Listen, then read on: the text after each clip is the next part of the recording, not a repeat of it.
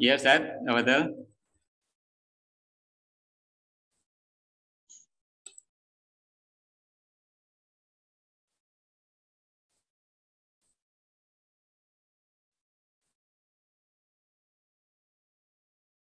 Apakah ada kendala, Ustaz Abdul?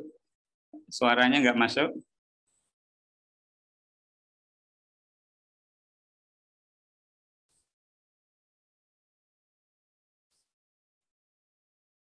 Ya, mohon maaf ada kendala teknis. Jadi diskusi kita ya ini terkait fenomena di mana banyak kebijakan-kebijakan beberapa sekolah yang contoh dalam program vaksinasi atau dalam hal program yang terkait dengan sains ya itu kurang ramah atau dalam hal protokol kesehatan ketika masa pandemi. Nah, insya Allah ini kita akan sama-sama dengan Ustadz Abdul dan beberapa yang hadir di forum kita malam hari ini untuk berdiskusi bagaimana sih format relasi agama dan sains, relasi para ulama dan para ilmuwan. Alhamdulillah sudah hadir lagi. Tafadhol Ustadz. Baik, Afwan, tadi mendadak masalah ya. Agak jarang-jarang sebenarnya ada masalah. Cuma wallahu a'lam ini kenapa. Baik. Jadi tadi saya sampaikan dulu bahwa saya di sini tidak memposisikan diri sebagai orang yang mengerti banyak tentang dunia pendidikan ya. Jadi kita mungkin akan banyak sharing saja dan mudah-mudahan ada tanggapan balik ya baik dari host maupun mungkin dari peserta yang lain ya. Dan di sini saya akan bicara sedikit tentang relasi Islam dan sains ya. Sedikit menggambarkan saja tentang bagaimana sih pandangan Islam dan juga para ulama Islam terhadap sains ya. Baik, dan mudah-mudahan ini jadi pengantar diskusi kita. Saya juga ingin dapat banyak maklumat dari antum semua. Baik. Baik, di bagian awal ini saya buka dulu dengan pernyataan dari seorang alim mausu'i ya, seorang alim ensiklopedis yang baru wafat, yaitu Syekh Al-Alim Al-Allamah Yusuf Al-Qaradawi rahimahullah. Ini dalam satu makalah beliau di situs beliau ya, alqaradawi.net. Nah, ini potongan pernyataan beliau ya atau potongan dari makalah beliau tersebut. Nah, beliau katakan wa ala dawi hadhil ma'ani qamat hadarah islamiyah rafi'atal bunyan matinatal arkan jami'atan bainal ilmi wal iman. Jadi beliau menjelaskan agak panjang lebar tentang posisi ilm ya dan bahwa mempelajari ilmu-ilmu yang kita kenal dengan ilmu dunia saat ini itu bagian dari keutamaan mempelajari ilmu. Di bagian sebelumnya beliau katakan walihada qarrara ulamaul muslimin anna ta'allum at-tibb wal handasah wa ghairahuma min furu'il ilm. Para ulama kaum muslimin menetapkan bahwa mempelajari kedokteran, teknik dan ilmu-ilmu lain itu bagian dari mempelajari ilmu ya, sebagaimana dalil-dalil tentang keutamaan mempelajari ilmu secara umum. Kemudian beliau sampaikan di sini dan dari makna-makna yang sudah disebutkan tadi itu berdirilah ya peradaban Islam, hadarat Islamiyah dengan bangunan yang tinggi dengan fondasi yang kokoh yang kuat yang menggabungkan jami'ah bainal ilmi wal iman, menggabungkan antara ilmu dan keimanan, dan al-ilm di sini dia tidak terbatas pada pada al-ilmu asy-syar'i ya, tidak terbatas pada ilmu-ilmu syar'i kayak akidah, fikih dan segala macam, tapi keseluruhan ilm. walam yu'raf fi hadhil hadarah ma 'urifa fi umamin ukhra, kata beliau, minas sira'i bainal ilmi wad din au bainal hikmati wasyari'ah au bainal aqli wan naql. Dan tidak dikenal di peradaban ini, yaitu peradaban Islam, hal-hal yang dikenal pada umat-umat lain berupa pertarungan, pertentangan, permusuhan antara ilmu dan agama, antara hikmah, ya, dan syariah, dan antara akal dengan nakal Al-Quran wa Sunnah. Jadi beliau tegaskan bahwa umat ini tidak pernah terjadi pertentangan antara ilmu, termasuk di dalamnya sains gitu ya, dan agama, yang itu ya kita kenal jelas sekali, kayaknya sudah menjadi pengetahuan umum bagi kita semua, ya, bahwa peradaban Barat saat ini yang sekuler itu kan lahir dari hasil pertentangan antara kaum agamawan mereka dengan para intelektual mereka, di mana dunia intelektual Barat saat itu dikekang oleh kaum agamawan yang termakan berbagai doktrin yang mereka buat sendiri, ya, bid'ah-bid'ah yang mereka buat sendiri. Kemudian terjadilah pertarungan dan akhirnya yang menang adalah kalangan intelektual. Masuk masa pencerahan di Barat sana, dengan di antara ciri khasnya adalah sains mereka semakin maju dan agama mereka tinggalkan di gereja-gereja saja. Lahirlah sekularisme. Nah, di dunia Islam, di hadarah Islamiyah, di peradaban Islam tidak ada keadaan yang semacam itu. Bahkan ketika Barat itu mengalami masa kegelapan, ya, dark age, di umat Islam itu malah masa keemasan, ya. Jadi kadang-kadang kita ketika berbicara, saya sering sekali mendengar pernyataan orang-orang bahwa di abad pertengahan itu abad kegelapan segala macam. Padahal itu sebenarnya ada sejarah Barat, gitu, bukan sejarah kita. Saat ini kan banyak sekali ya dikembangkan penulisan dan semisalnya, seakan-akan sejarah Barat itu adalah sejarah dunia dan sejarah manusia secara keseluruhan. Sehingga ketika dikatakan abad pertengahan atau abad kegelapan, ya kita terima begitu saja bahwa di masa itu ya gelap sekali gitu dunia kita. Padahal itu peradaban Barat Eropa yang berbeda jauh dengan, ya, di sebelahnya sebenarnya tidak jauh, yaitu peradaban Arab Islam, peradaban kaum muslimin yang malah mengalami masa kejayaan. Dan saat itu al-ilmu wad-din itu beriringan, tidak bertentangan. Al-ilmu wad-din itu tidak bertentangan dan terlihat sekali gitu. Nah, di sini beliau katakan au bainal aql wan naql, dan ini kalau mau kita urai akan panjang sekali dan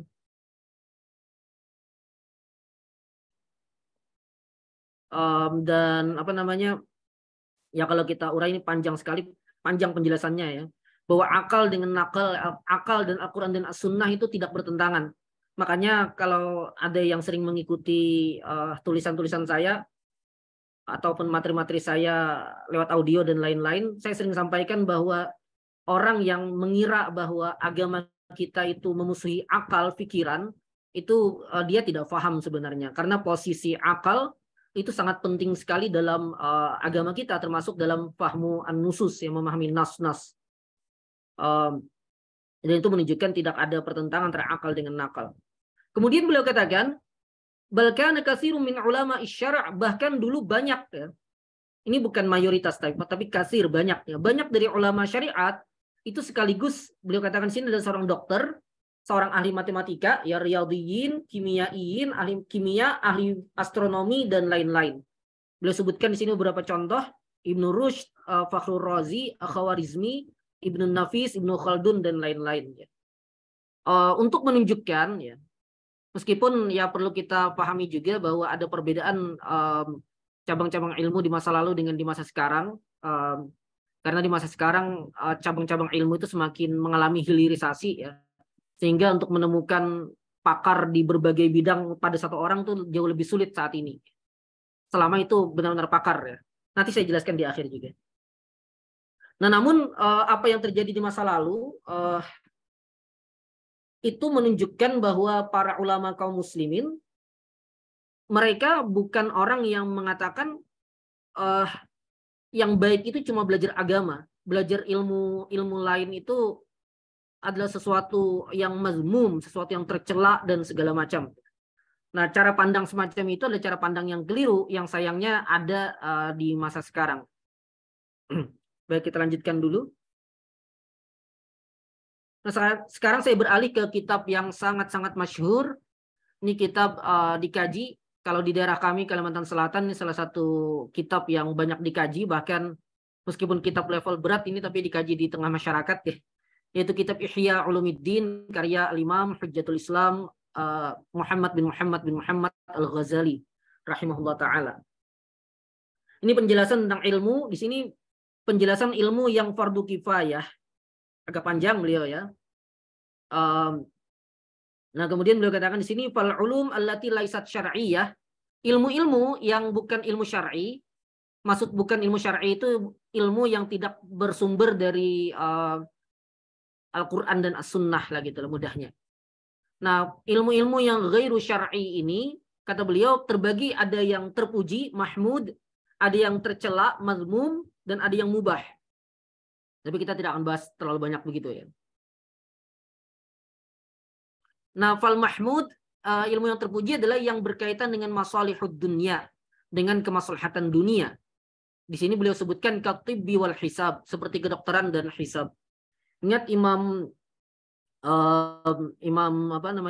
Imam Al-Ghazali ini wafat 505 Hijriyah, ya. Itu berarti abad ke-6 Hijriyah, ya. Abad ke-6, sekarang abad ke-15, sudah 9 abad yang lalu, ya. Jadi sudah jauh sekali masanya dengan kita, hampir 1000 tahun. Nah, tapi beliau sudah mengatakan di sini bahwa di antara ilmu yang ilmu ghairu syar'i itu yang terpuji, dan itu hukumnya fardu kifayah, ya. Itu yang berkaitan dengan kemaslahatan dunia seperti ilmu kedokteran dan ilmu hitung, kata beliau.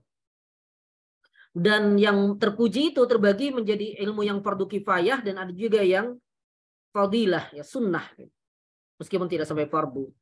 Nah, adapun fardu kifayah, kata beliau, itu adalah setiap ilmu yang diperlukan untuk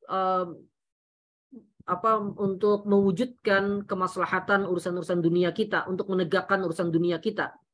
Ya, seperti kedokteran di sini beliau sebutkan, ya, karena dia daruri untuk kesehatan tubuh kita. Demikian juga ilmu hitung, hisab, gitu, dan seterusnya.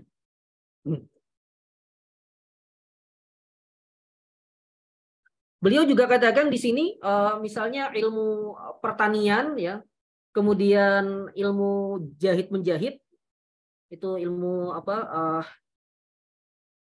ini filahah, ya. Ini pertanian, kemudian ada hiyakah. Beliau katakan di sini ini adalah ilmu ilmu tenun, ya, penununan. Kemudian ada siasah, kesehatan, siasah politik, pengurusan, balil hijamah, bahkan hijamah, kata beliau, bekam, ya. Tapi jangan dijadikan dalil ini bagi para tukang bekam, ya. Karena kita harus memahami perkataan beliau ini sesuai konteks, ya. Saya katakan kita memahami perkataan beliau ini sesuai konteks, ya. Karena bagaimanapun apa yang dipahami oleh manusia di 9 abad yang lalu tentu sudah banyak terjadi pergeseran di masa sekarang, ya. Termasuk ilmu apa yang berkaitan dengan kemaslahatan urusan dunia kita dan semisal itu, gitu. Tapi poin yang paling penting dari sisi pengambilan kesimpulan dari sini bukan ke contoh, ya, tapi dilihat dari apa alasan ilmu itu menjadi fardu kifayah, yaitu ketika dia berkaitan dengan kemaslahatan dunia kita, ya, berkaitan dengan kemaslahatan manusia, kemaslahatan umat Islam. Maka boleh kita katakan, atau boleh saya katakan, saat ini bisa dimasukkan ke dalam ilmu-ilmu yang fardu kifayah ini, ya, ilmu-ilmu seperti fisika, kimia, teknik nuklir dan segala macam, karena dia berkaitan dengan dengan bangunnya peradaban umat Islam, ya, di masa sekarang dan seterusnya. Baik. Nah, ini dari Imam Al-Ghazali rahimahullah ta'ala, ya. Dan dari sini juga, ya, fardu kifayah artinya ini ilmu dunia, ya ilmu ghairu syar'i, tapi ditetapkan hukum syar'inya. Ditetapkan hukum syar'inya, bahwa hukum syar'i ta'allum hadhihi al-ulum, yang mempelajari ilmu-ilmu ini adalah fardu kifayah. Yang artinya, kalau ada yang bertanya apa perbedaan fardu ain dengan fardu kifayah, maka penekanannya itu bahwa fardu ain itu kewajiban atas tiap individu muslim mukallaf, ya, yang telah berlaku padanya sabab kewajibannya. Tapi tiap individu muslim mukallaf kayak sholat, puasa, zakat, haji gitu, dan lain-lain itu fardu ain bagi muslim mukallaf yang sudah sampai sebab wajibnya pada mereka. Nah, adapun fardu kifayah itu adalah kewajiban-kewajiban yang harus terwujud di tengah kaum muslimin. Yang harus terwujud di tengah kaum muslimin dan harus diwujudkan oleh kaum muslimin sebagai sebuah komunitas kaum muslimin, jama'atul muslimin, tanpa memperhatikan per individunya. Artinya yang dituntut bukan individu-individu tertentu, tapi kaum muslimin harus mewujudkannya. Yang konsekuensinya kalau sebagian kaum muslimin sudah mewujudkannya, maka gugur kewajiban itu atas yang lain, atau gugur dosa itu atas yang lain. Saqatal fardu 'anil akharin, ya. Nah, artinya dari sisi ini, ilmu-ilmu yang ghairu syar'i ini menurut pandangan Imam Al-Ghazali, dan ini diaminkan juga oleh banyak ulama lain, ilmu-ilmu ghairu syar'i yang tujuannya untuk kemaslahatan urusan dunia kita, itu harus diwujudkan oleh kaum muslimin. Sampai apa? Ya sampai kemaslahatan kaum muslimin, sampai tegaknya urusan dunia kita bisa terwujud. Ya kalau bahasa mudahnya, kalau misalnya fikih, ya ini ilmu yang menjadi takhasusnya saya. Misalnya keperluan ahli fikih itu apa gitu misalnya. Ya, keperluannya misalnya kalau di masa lalu, bahwa perlunya itu di setiap negeri, di setiap balad itu ada ahli fikih yang bisa dimintai fatwa oleh masyarakat di balad tersebut. Dan balad itu jangan dibayangkan negeri sebesar Indonesia, ya. Kalau di masa lalu balad itu ya paling-paling mungkin ya kayak Banjarmasin gitu, atau bahkan mungkin Jakarta itu bisa dibagi beberapa balad seandainya kita buat seperti di masa lalu, ya. Karena Jakarta kan 10-an juta orangnya, banyak sekali gitu. Nah, jadi ya keperluannya adalah ada tempat bertanya bagi masyarakat tanpa mereka harus jauh-jauh bersafar, ya. Jauh-jauh safar untuk tanya kepada ulama yang ada di nun jauh di sana, ya. Tentu ini agak berbeda kondisinya dengan di masa sekarang di mana alat komunikasi sudah sangat mudah, ya. Tapi begitu gambaran fardu kifayah itu, gitu. Nah, demikian juga dokter misalnya. Ya keperluan dokter, ya, dan dokter tidak bisa online, ya. Kalau sekedar konsultasi mungkin bisa, tapi untuk diagnosis, untuk diagnosa dan apalagi pengobatan kan harus langsung ketemu. Berarti misalnya di setiap daerah ada perlu berapa dokter, ya dokter umumnya berapa, dokter dokter spesialisnya berapa. Maka fardu kifayah bagi umat Islam ini bukan sekadar tuntutan profesi atau apapun, tapi tuntutan agama. Karena fardu kifayah. Fardu kifayah bagi umat Islam mewujudkan dokter-dokter itu. Dan itu harusnya nanti berpengaruh kepada pendidikan dalam keluarga, berpengaruh terhadap apa yang dikembangkan di masyarakat, termasuk berpengaruh terhadap nanti kebijakan pemerintah, ya. Tentang misalnya fakultas apa yang perlu dibuka, kemudian kapan dibuka, kapan ditutup, ya. Tidak buka terus sampai tidak jelas lulusannya kerja apa, gitu, segala macam. Nah itu fardu kifayah, itu dokter. Kemudian misalnya ahli nuklir, ya. Indonesia misalnya sebagai salah satu negeri Islam, seandainya terjadi perang dunia ketiga, kita ini jadi bulan-bulanan. Bulan-bulanan oleh negara-negara yang punya nuklir. Negara-negara itu tentu tidak akan terlalu berani, ya, melepaskan senjata nuklir mereka karena dampaknya bisa hancur satu dunia. Tapi dengan mereka punya itu, mereka bisa menakut-nakuti musuh, ya. Supaya musuh tidak terlalu berani macam-macam ke mereka. Nah, ketika kita tidak punya seperti itu dan tidak punya ahli yang bisa melakukan rekayasa teknologi semacam itu, ya habis kita. Meskipun itu juga tadi didukung oleh regulasi dan segala macam. dan ahli-ahli yang lain. Jadi fardu kifayah bagi umat Islam mewujudkan orang-orang yang mengerti, menguasai dan ahli di bidang-bidang itu, ya, sampai kebutuhan umat terpenuhi akannya. Ya, dan ini tuntutan syariat, fardu kifayah. Baik, kita lanjut ya. Saya agak lompat-lompat ini slide-nya. Ini artikel saya ya. Yes, Dad. Ini artikel saya. Kedokteran dilihat dari berbagai sisi. Saya ingin membahas ini dulu dan nanti menyoroti beberapa salah kaprah yang terjadi di tengah-tengah kita. Ya. Ini saya katakan kedokteran dilihat dari berbagai sisi. Kedokteran ini sebagai contoh kasus saja mungkin ya. Saya sebutkan di sini 4 sisi ya: akidah, produk, mungkin ada istilah ilmiahnya yang lebih presisi ya. Etika dari sisi nilai ya, etika di sini nilai, maksudnya nilai-nilai yang diyakini. Kemudian ada politik dan regulasi. Ini perlu perincian, perlu tafsil supaya kita tidak salah menempatkannya. Nah, secara akidah kita wajib meyakini bahwa yang menyembuhkan secara hakiki adalah Allah Tabaraka wa Ta'ala. Ya. Allah Ta'ala berfirman, hikayatan an Ibrahim, menghikayatkan perkataan dari Ibrahim alaihissalam. Beliau katakan, wa idza maridtu fahuwa yashfin. Dan ketika aku sakit, maka dia yang menyembuhkanku. Nah, para ulama tafsir mengatakan ungkapan wa idza maridtu itu ta'adduban ya, kepada Allah. Karena pada hakikatnya sebenarnya yang membuat sakit juga Allah. Ya. Yang membuat sakit adalah Allah, yang menyembuhkan juga adalah Allah. Tapi Ibrahim alaihissalam di sini mengatakan, dan ketika saya sakit, jadi beliau sandarkan sakit itu kepada diri beliau sendiri.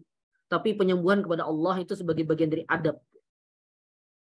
Bagian dari adab kepada Allah. Karena itu para ulama juga menjelaskan, ya kita tahu bahwa Allah menciptakan babi gitu. Tapi tidak usahlah kita katakan, wahai Allah pencipta babi misalnya. Karena itu tidak beradab kepada Allah. Harusnya kalaupun disebutkan penciptaan, sebutkanlah penciptaan yang luar biasa besar gitu, yang luar biasa hebat ya, wahai pencipta langit dan bumi misalnya. Baik. Nah, ini secara akidah. Adapun dokter, obat ya, itu adalah sebab dan wasilah untuk kesembuhan tersebut. Secara adi, secara adatan, secara adah pengobatan itu bisa menyembuhkan ya.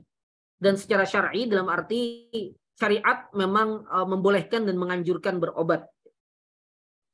Baik. Namun yang menyembuhkan secara hakiki adalah Allah. Ini satu keyakinan. Tapi ini kita harus pahami, ini kamarnya akidah, i'tiqad. Akidah itu bab yang apa yang kita yakini dalam hati kita, gitu. Apa yang kita yakini. Artinya kalau kita berkeyakinan yang menyembuhkan itu adalah obat secara hakiki dan kita lupakan Allah Tabaraka wa Ta'ala, berarti kita bermasalah secara akidah. Namun sisi akidah ini tidak berarti kita meninggalkan sisi ikhtiari, sisi sabab kauni, yang itu juga dibolehkan oleh syariat dan bahkan dianjurkan oleh syariat. Ya. Baik. Kemudian dari sisi produk, ya obat dan terapi, dari sisi ini kedokteran itu adalah ilmu yang lahir dari penelitian, percobaan, tajribah. Ya. Makanya ilmu tajribi, ya, kedokteran, efektivitasnya dilihat dari banyaknya keberhasilan dari percobaan yang dilakukan. Dan kedokteran modern sekarang, mudah-mudahan saya tidak salah ini ya, mengikuti evidence-based medicine, EBM, yang dinilai oleh para ahli lebih valid dalam menilai efektivitas pengobatan tertentu. Ini mungkin ahlinya nanti yang bisa menjelaskan lebih rinci tentang hal ini. Yang jelas mereka sudah punya metode untuk mengukur efektivitas satu jenis pengobatan, satu jenis terapi untuk mengobati penyakit-penyakit tertentu. Dan karena ini sifatnya tajribah, maka semakin menurut penelitian yang ada semakin efektif, maka kita terima. Ya. Dan dari sisi ini tidak ada bedanya antara peneliti muslim maupun kafir. Yang mungkin membedakan adalah jujur tidaknya saja. Ya. Dan itu kan tidak terbatas pada muslim ataupun kafir. Tapi itu pun juga kejujuran dan tidaknya itu pun juga dengan mekanisme yang sudah dibuat saat ini sudah bisa diuji lagi gitu. Nah, pada bagian ini kedokteran itu bebas nilai. Kedokteran itu bebas nilai sehingga pengobatan tertentu ya, baik sifatnya ya pengobatan ya, maupun sifatnya pencegahan itu bisa diterima dari manapun, ya, dari manapun produk itu dihasilkan, oleh siapapun produk itu dihasilkan. Jadi kalau ada yang mengatakan ini pengobatan dari barat, pengobatan kafir dan segala macam, maka kalau mereka berbicara tentang produk, ya, dalam hal ini, maka cara pandangnya adalah cara pandang yang keliru. Cara pandang yang keliru. Karena apa? Karena pada bagian ini standar ukur benar salahnya adalah apakah dia telah teruji secara efektif bahwa itu memang valid, bisa mengobati atau tidak. Jadi alat ukurnya adalah itu. Alat ukurnya adalah itu. Sehingga kalau ada yang mengatakan bahwa ini pengobatan kafir sehingga harus kita tinggalkan, maka kalau konteksnya di sini itu salah kaprah. Salah kaprah. Baik, kita lanjut. Nah, kemudian pada bagian etika, nah pada bagian ini kedokteran memang tidak bebas nilai. Nah, banyak yang tertukar-tukar atau tercampur, ya, tanpa bisa membedakan antara bagian produk tadi dengan bagian etika di sini. Pada bagian ini kedokteran tidak bebas nilai, ia dipengaruhi oleh nilai dan pemikiran tertentu. Dan dalam Islam standarnya adalah fikih Islam, standarnya pun tetap ada, yaitu fikih. Semisal bolehkah melakukan eutanasia, ya, dimatikan gitu ya ketika memang tidak diharapkan lagi kesembuhannya gitu. Atau bolehkah mengonsumsi obat yang berasal dari bahan yang haram dan najis dan seterusnya. Nah, di sisi ini fikih Islam memegang peranan penting, ya, baik untuk menunjukkan hukum asalnya apa, hukum ketika hajat atau daruratnya bagaimana, fatwa pada kondisi tertentunya seperti apa, dan seterusnya. Dan di sisi ini juga sangat penting adanya komunikasi dan kerjasama antara dua bidang kepakaran, yaitu kedokteran dan fikih Islam. Jadi di bagian ini memang kedokteran itu tidak bebas nilai. Dan apakah dunia kedokteran saat ini ada masalah? Saya katakan secara etika ada masalah. Ya misalnya beredarnya obat-obat tertentu yang dianggap minimal oleh sebagian mazhab gitu ya, misalnya itu haram untuk dikonsumsi misalnya. Nah, namun ketika kita melihat semacam ini, kita harus melihat bahwa itu adalah sisi etika, bukan sisi pengobatannya secara keseluruhan, apalagi mengarah kepada produknya tadi itu gitu. Sampai-sampai kemudian mempertanyakan efektivitasnya. Yang harus dilakukan adalah ya seharusnya umat Islam lebih banyak terlibat supaya hal-hal yang bermasalah secara nilai kita, ya secara pemikiran kita, ya kita bisa perbaiki hal tersebut. Baik. Kemudian bagian politik dan regulasi. Bagian ini berkaitan erat dengan misalnya distribusi obat ke berbagai wilayah, anggaran penelitian bidang kedokteran, harga obat yang harus dibayar masyarakat. Karena itu semuanya kan berkaitan dengan dengan kebijakan, ya. Dan seterusnya, termasuk juga BPJS gitu. Bagian apa saja yang ditanggung oleh BPJS, sulit mudahnya kita mendaftar BPJS dan segala macam. Nah, ini adalah wilayah politik dan regulasi yang menjadi wewenang dari pemerintah. Nah, tafsil semacam ini, ikhwah fillah hafizakumullah, menurut saya cukup penting supaya kita bisa tetap melihat secara jelas, ya, tanpa kesamaran dan tanpa ikhtilat, tanpa tercampur antara satu hal dengan hal yang lain.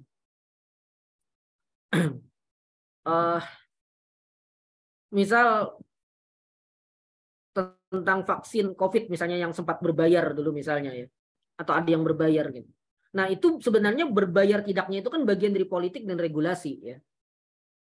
Adapun bagian produk, yaitu kalau memang oleh para ahli dikatakan sudah teruji dan seterusnya, ya berita kita bisa simak, ya berarti tetap kita akui itu gitu. Nah, saya melihat ada yang misalnya mencampur adukan dua hal itu gitu.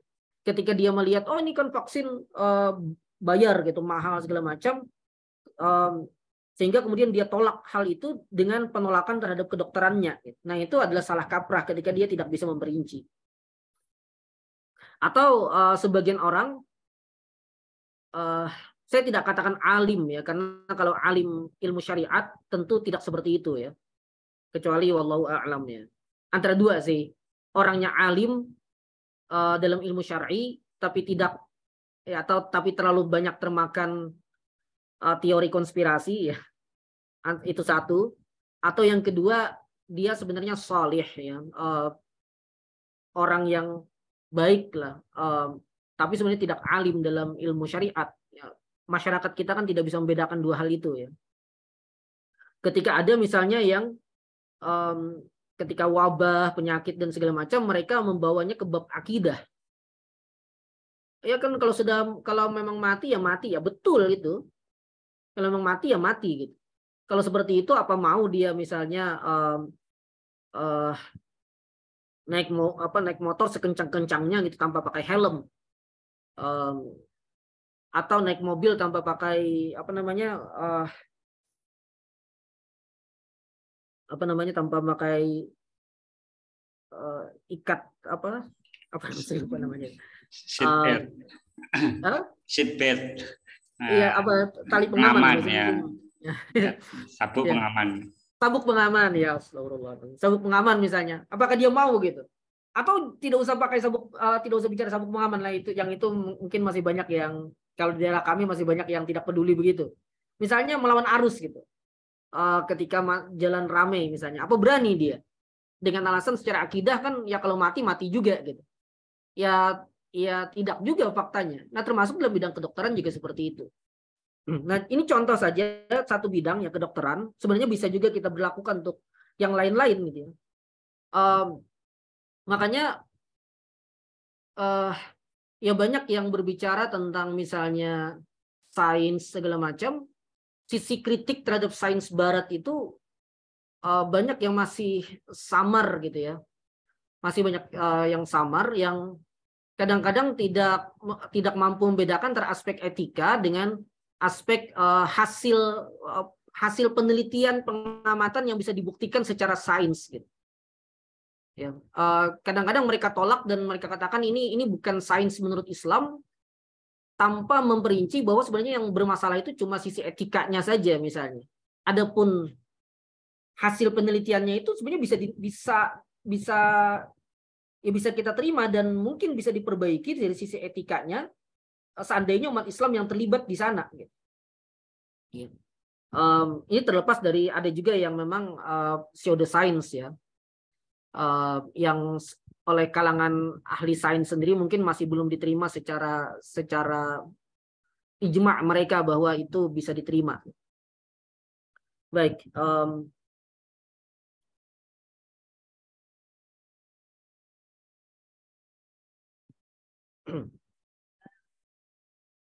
Baik, saya lanjut dulu ya. Tadi ada yang ingin saya sampaikan, tapi agak lupa.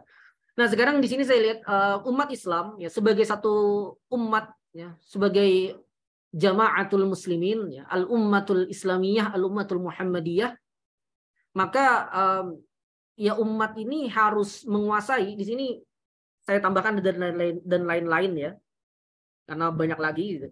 Di sini ada saya tulis ilmu tafsir, ilmu hadis, fikih dan usul fikih, nahwu, fisika, matematika, kimia, kedokteran dan lain-lain.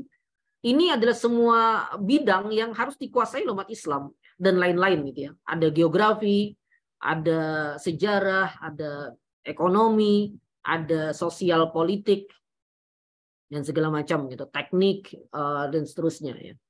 Semua ini adalah bagian-bagian yang harus dikuasai oleh kaum muslimin. Bagian-bagian yang harus dikuasai oleh kaum muslimin. Karena itu sudut pandang kita sebagai umat, kalau sudah bicara umat ini berarti kita tidak berbicara individu-individu ya. Kita tidak bicara afrad gitu, tapi kita berbicara al-ummah keseluruhannya. Maka ya mereka harus memberi perhatian yang sama terhadap hal-hal semacam ini. Dalam arti sesuai kebutuhan umat. Sama di sini bukan berarti sama jumlahnya, tapi sama dalam arti ini semua dibutuhkan oleh umat sehingga kita beri perhatian mereka supaya terpenuhi kebutuhan tersebut. Jadi cara pandang kita, kalau ada yang mengira bahwa ilmu fisika, ilmu matematika, ilmu kimia, kedokteran dan segala macam itu bukan ilmunya umat Islam gitu. Kalau dari sisi klasifikasi memang ia bukan ilmu syar'i ya, bukan al-ulum asy-syar'iyyah. Tapi kalau dikatakan itu bukan ilmunya umat Islam, ini sebenarnya adalah hasil indoktrinasi masa kemunduran umat Islam mungkin ya, ketika ilmu-ilmu semacam ini ditinggalkan gitu, yang seharusnya tidak lagi gitu, tidak lagi kita berlakukan. Karena itu saya bahkan secara pribadi mengatakan ya, ada beberapa poster-poster dakwah ya yang disebarkan oleh ikhwah kita ya, oleh sama umat Islam kita. Menurut saya ketika tidak diperinci itu berpotensi membuat rancu ya. Bahkan misal belajar ilmu agama wajib gitu. Nah, saya katakan yang wajib itu pada batas apa? Ada batasnya. Kalau kita mengacu kepada kitab Al-Mawsu'ah Al-Fiqhiyah Al-Kuwaitiyah, ya, ensiklopedia fikih yang diterbitkan oleh Kementerian Wakaf Kuwait, Kementerian Wakaf dan Urusan Keislaman Negara Kuwait, itu ilmu syar'i itu ada yang hukumnya fardu ain, ada yang hukumnya fardu kifayah, ada yang hukumnya mandub, ya ada yang hukumnya mandub gitu, sampai 3 itu. Itu ilmu syar'i. Ya. Nah, artinya yang wajib kita pelajari oleh semua kaum muslim itu yang fardu ain, gitu. Dan fardu ain itu terbatas. Sisanya itu fardu kifayah. Lebih dari ada itu bahkan tidak sampai fardu lagi. Dan ketika hukumnya fardu kifayah, maka dia setara dengan ilmu-ilmu ghairu syar'i yang juga fardu kifayah. Ya, maka ketika ada yang mengatakan ini bukan urusan umat Islam, itu salah kaprah. Itu salah kaprah. Tapi kita tidak bicara individu ya. Saya tidak katakan orang yang sempat kuliah fisika kemudian dia bahkan lulus gitu. Kemudian dia beralih ke menjadi ahli nahwu misalnya. Ya kita tidak perlu cela, itu kan namanya individu ya. Namanya individu, mereka punya kecenderungan masing-masing. Ya. Sebagai individu tidak dicela, itu biasa saja. Tapi kalau cara berpikir itu, ya, cara berpikir itu menjadi umum di tengah pengajian, di tengah komunitas pengajian tertentu misalnya, bahwa oh kamu lulusan fisika ya, tidak ada gunanya ilmumu itu gitu. Sekarang kamu fokus saja belajar hadis, belajar nahwu misalnya. Atau semisal itu, maka cara pandang semacam ini adalah cara pandang yang bermasalah. Cara pandang yang bermasalah yang akan membuat umat Islam jatuh kepada pada kemunduran ya. Yang ini akan membuat timpang peradaban Islam ya, sebagaimana tadi dijelaskan oleh Al-Qaradawi di awal. Baik.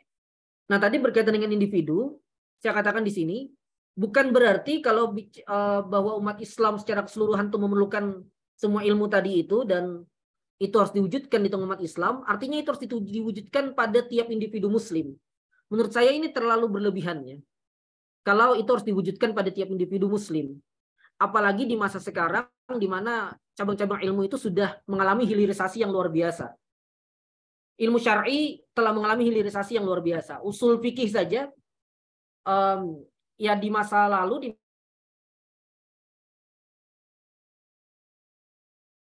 sunnah gitu. Jadi ilmu as-sunnah ya itu mencakup semua.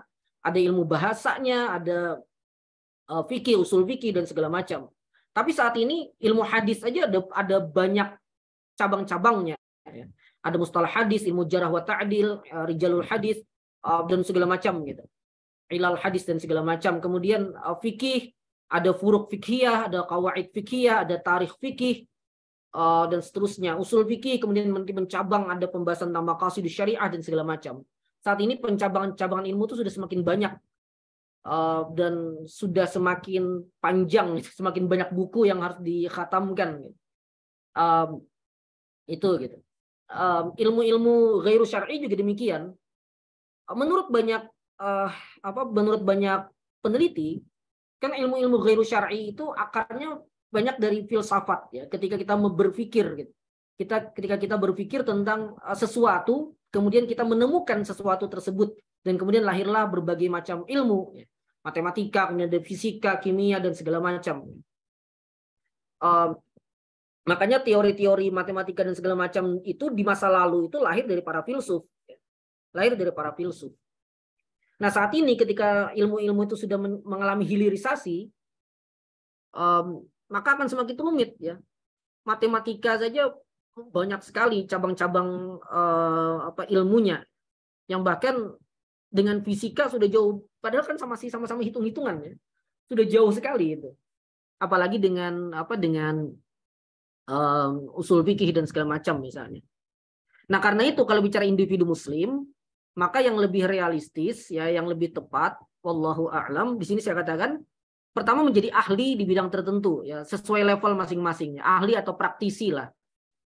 Ahli atau praktisi di bidang tertentu yang menjadi bidang keahliannya. Kemudian memahami gambaran besar bidang lainnya agar tidak memusuhinya. Kemudian bersinergi lintas keahlian untuk kemaslahatan umat. Kita lihat contoh ya. Menjadi ahli di bidang tertentu, misalnya ahli fikih misalnya.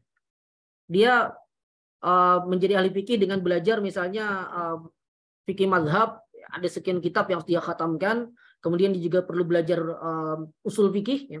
Karena untuk menjadi ahli di bidang tertentu, itu memang tidak cukup dengan satu cabang ilmu saja. Ya. Itu realita ya. Kalau orang mau jadi ahli fikih, maka dia harus menguasai juga usul fikih misalnya. Dan untuk menguasai usul fikih, saya contohkan, untuk menguasai usul fikih, dia harus menguasai juga dua cabang ilmu yang lain. Sebagian ulama menyatakan usul fikih itu dua, gitu. Satu mantiq, yang membahas tentang kaidah-kaidah berpikir, dan yang kedua bahasa Arab. Karena qawaid lughawiyah itu luas sekali dibahas di dalam usul fikih. Artinya orang yang ingin menguasai usul fikih, dia harus juga menguasai mantiq dan bahasa Arab. Kemudian untuk orang tabahur dalam fikih, maka dia harus menguasai juga usul fikih. Termasuk diantaranya qawaid fikih dan lain-lain. Termasuk dia menguasai juga al-adillah, Al-Quran dan as-sunnah, dan ya tafsirnya. Kemudian juga dia juga perlu menguasai pada batas tertentu paling tidak tashih dan tad'if hadis dan segala macam. Nah, itu saja bayangkan itu mungkin perlu belasan tahun ya. Nah, itu menjadi ahli di bidang tertentu. Nah, kemudian memahami gambaran besar bidang lainnya agar tidak memusuhinya. Saya contohkan di sini, misalnya ahli fikih perlu paham kondisi sosial politik agar tidak keliru dalam berfatwa. Contoh kekeliruan dalam berfatwa misalnya untuk konteks Indonesia ya, namanya fatwa itu harus ada konteksnya ya. Misalnya memfatwakan demonstrasi itu sama dengan pemberontakan dan hukumnya haram, bahkan divonis khawarij misalnya. Itu jelas adalah fatwa yang jauh dari pemahaman terhadap realita. Padahal di antara langkah yang harus dilakukan dalam fatwa itu adalah memahami waqi', memahami realita yang akan dihukumi. Dia tidak paham apa itu demonstrasi, bagaimana gambarannya, bagaimana surahnya, dan bagaimana keadaannya di masa sekarang dan apa itu pemberontakan misalnya, sampai kemudian dia bisa memfatwakan seperti itu. Contoh. Kemudian ya dan berbagai ilmu lainnya ya. Dia paham gitu kedokteran itu seperti apa. Meskipun perincian ilmunya tentu dia mungkin tidak akan sempat mempelajarinya. Tapi dia mengerti gitu. Dia mengerti supaya dia tidak memusuhi ilmu itu.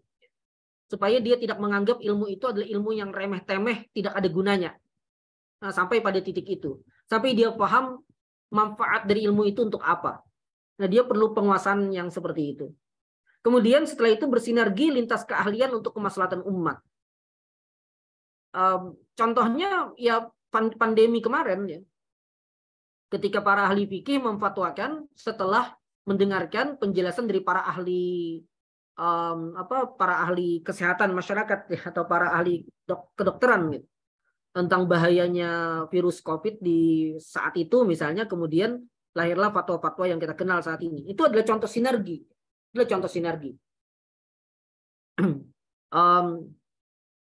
Atau misalnya ahli fikih bersinergi dengan praktisi ekonomi. Bagaimana para praktisi bisnis dan ekonomi ini menjelaskan mekanisme bisnis tertentu dan ekonomi mikro dan makronya, sampai kemudian bisa dibuatkan fatwa yang sesuai dengan fakta seperti itu dan memperhatikan hajat masyarakat dan lain-lain. Selesai. Baik, demikian mungkin ya saya cukupkan. Ada poin dari sebanyak yang saya lupa apa yang akan saya sampaikan, tapi saya cukupkan saja. Silakan saya kembalikan kepada Ustaz Hanif Acep untuk memimpin diskusi. Oke, jazakumullah khairan Ustaz Muhammad Abdul Negara atas paparan yang cukup luar biasa tadi disampaikan terkait tentang relasi Islam dan sains ya. Dan banyak diskursus di masyarakat yang muncul ya, terutama tren ya, karena bagaimanapun kadang beragama itu ada budaya yang kemudian berkembang ya. Dengan berkembangnya sekolah-sekolah Islam, kemudian ada yang memadukan dengan sains, ada yang fokus pada agama gitu. Tetapi di sisi lain ya, bahkan kita bisa melihat di dalam suasana pandemi kemarin, banyak sekolah-sekolah Islam itu yang kebijakan maupun sikap dari para pengajar itu cenderung tidak ramah dengan sains, tidak ramah dengan pendapat medis, dan tidak ramah dengan seolah-olah begini, agama itu ya ilmu syar'i saja, yang lainnya itu nomor 2, nggak penting begitu. Nah, kira-kira menyikapi situasi ini dan maraknya pseudoscience, jadi di sekolah-sekolah Islam ini kemudian berkembang entah pengobatan, entah produk-produk yang sebenarnya agak kurang ramah dengan sains, tapi bisa diterima dengan luas di institusi-institusi pendidikan Islam. Nah, ini mungkin Ustadz Muhammad Abdul Negara bisa menyikapi hal ini fenomena apa yang sedang terjadi? Apa kita mau bergeser seperti suasana Eropa abad pertengahan begitu, yang mempersekusi ilmuwan gitu ya. Jadi agama menjadi lawan dari para ahli agama, menjadi lawan dari ilmuwan. Dan kita tahu bagaimana sejarah Eropa abad pertengahan itu yang dikenal dengan Dark Age, siapa yang kemudian muncul sebagai pemenang. Dan itu ternyata dampaknya menjadi sekularisasi yang berkembang luas di dunia saat ini. Silakan Ustaz, mungkin bisa jadi bahan diskusi kita malam hari ini. Baik, saya coba tanggapi singkat mungkin. Mudah-mudahan beneran singkat ya. Saya ingat kalau tidak salah ya, Syekh Yusuf Al-Qaradawi, beliau punya sekian anak dan ternyata hanya satu anak beliau yang fokus dalam pendalaman ilmu syar'i, kuliah di Darul Ulum Kairo, Mesir gitu. Sisanya kuliah di bidang sains. Padahal ya Syekh Yusuf Al-Qaradawi kan ahli fikih besar ya, salah satu yang terbesar mungkin di zaman ini. Seandainya beliau menganggap bahwa kebaikan itu hanya pada fikih, usul fikih atau pada ilmu syar'i gitu, tentu beliau akan melarang anak-anaknya mempelajari ilmu-ilmu atau berbagai cabang ilmu yang lain. Hanya saja memang sebagaimana beliau jelaskan di awal tadi ya tidak seperti itu yang sebenarnya. Karena kalau sudah sama-sama fardu kifayah, maka usul fikih dari sisi fardu kifayahnya setara dengan fisika. Jadi tidak boleh kita punya keyakinan bahwa usul fikih itu afdol itlaqan ya secara mutlak dibandingkan fisika misalnya. Tapi ya keutamaannya itu nanti dilihat dari sisi kemanfaatan yang dihasilkan bagi umat dan dilihat juga tentu dari sisi keikhlasannya dalam mempelajari ilmu itu, dari tujuannya.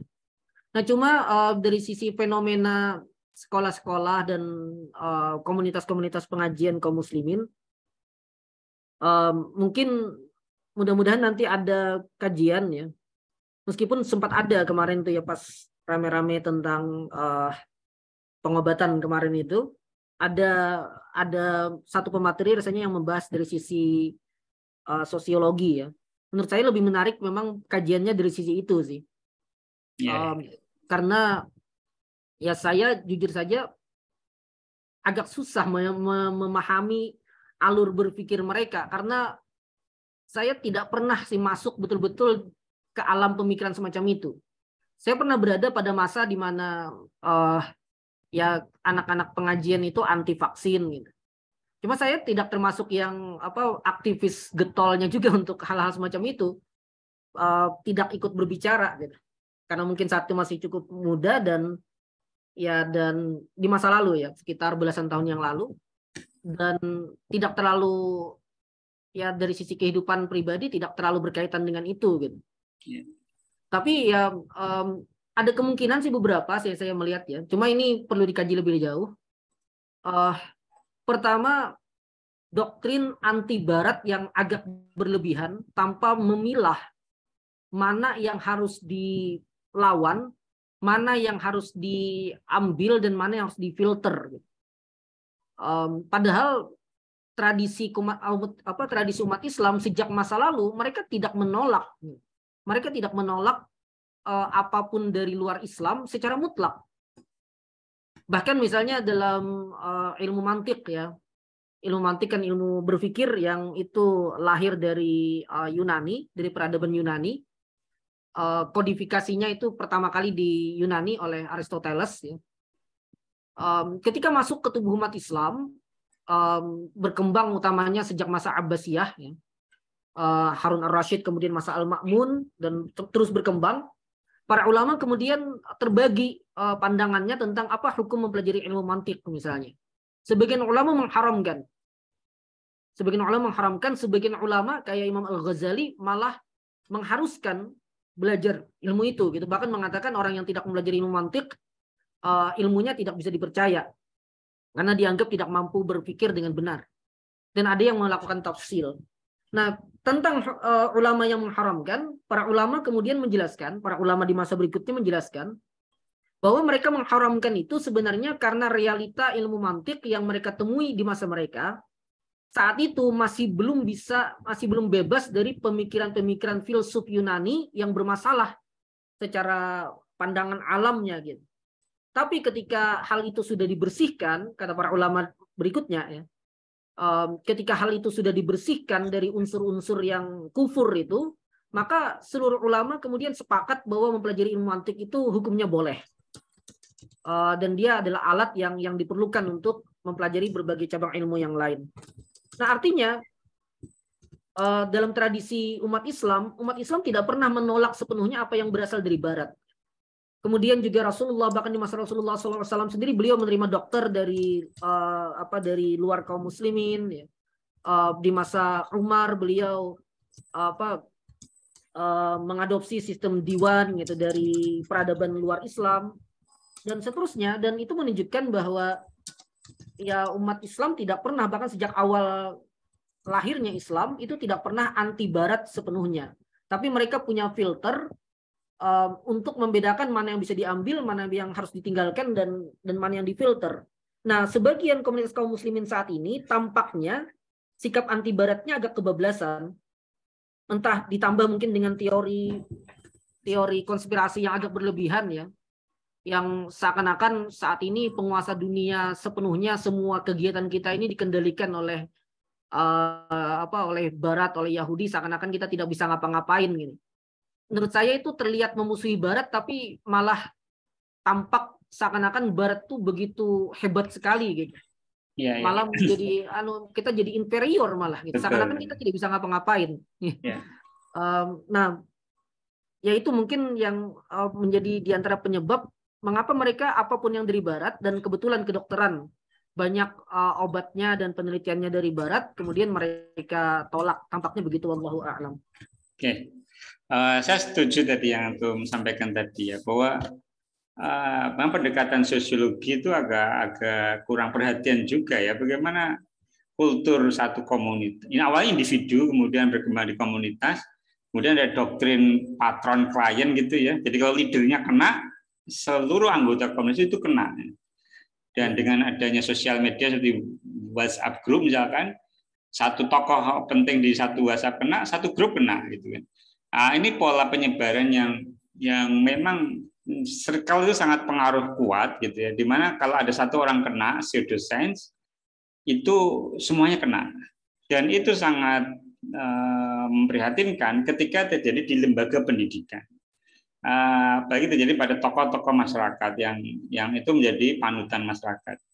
Dan tadi yang Antum sampaikan tadi tentang doktrin awal baro, ya, memang itu benar terjadi. Ya. Apalagi kalau yang dari kampus umum ya, dari yang punya giroh besar, tetapi mohon maaf agak kurang dari si ilmu alat ketika memahami permasalahan tentang isu-isu kekinian, tentang vaksin, tentang apa itu pandemi, apa itu sains itu ya, teori-teori biologi, fisika kadang agak gagap ya, agak gagap. Dan tadi memusuhi Barat, tetapi caranya dengan eskapisme, dengan lari itu ya. Melari dari kenyataan, tapi ujung-ujungnya ikut Barat. Tapi sayangnya yang diikuti itu adalah hoax-nya, pseudoscience. Nah ini fenomena yang agak memprihatinkan, orang anti Barat, tapi mengekor Barat, tapi bukan sainsnya, tapi pseudoscience ya. Itu yang saya potret ya dari beberapa kasus komunitas yang mereka seolah melawan Barat, tetapi justru menjadi pengekornya saja, pengekor, tapi ya yang sampah peradaban Baratnya, bukan dari sisi kemajuannya. Oke, malam hari ini karena ada dokter yang hadir ya.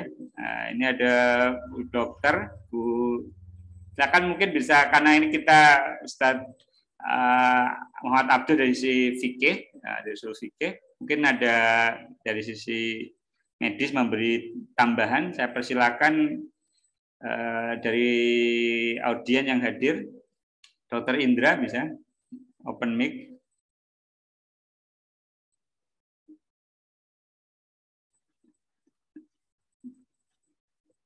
Dr. Tiwi, silakan yang Dr. Indra dulu, tafadhol kalau berkenan open mic.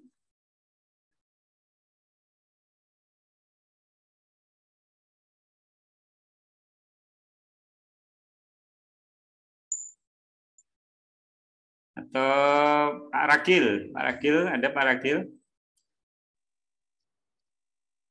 Halo, tes. Ya, tafadhol. Pak Ragil, ini perawat, beliau, silakan. Silakan Pak Ragil. Oke, terima kasih Ustaz. Jadi begini, Ustaz. Sebagaimana judul dari Zoom ini adalah keresahan ini. Karena yang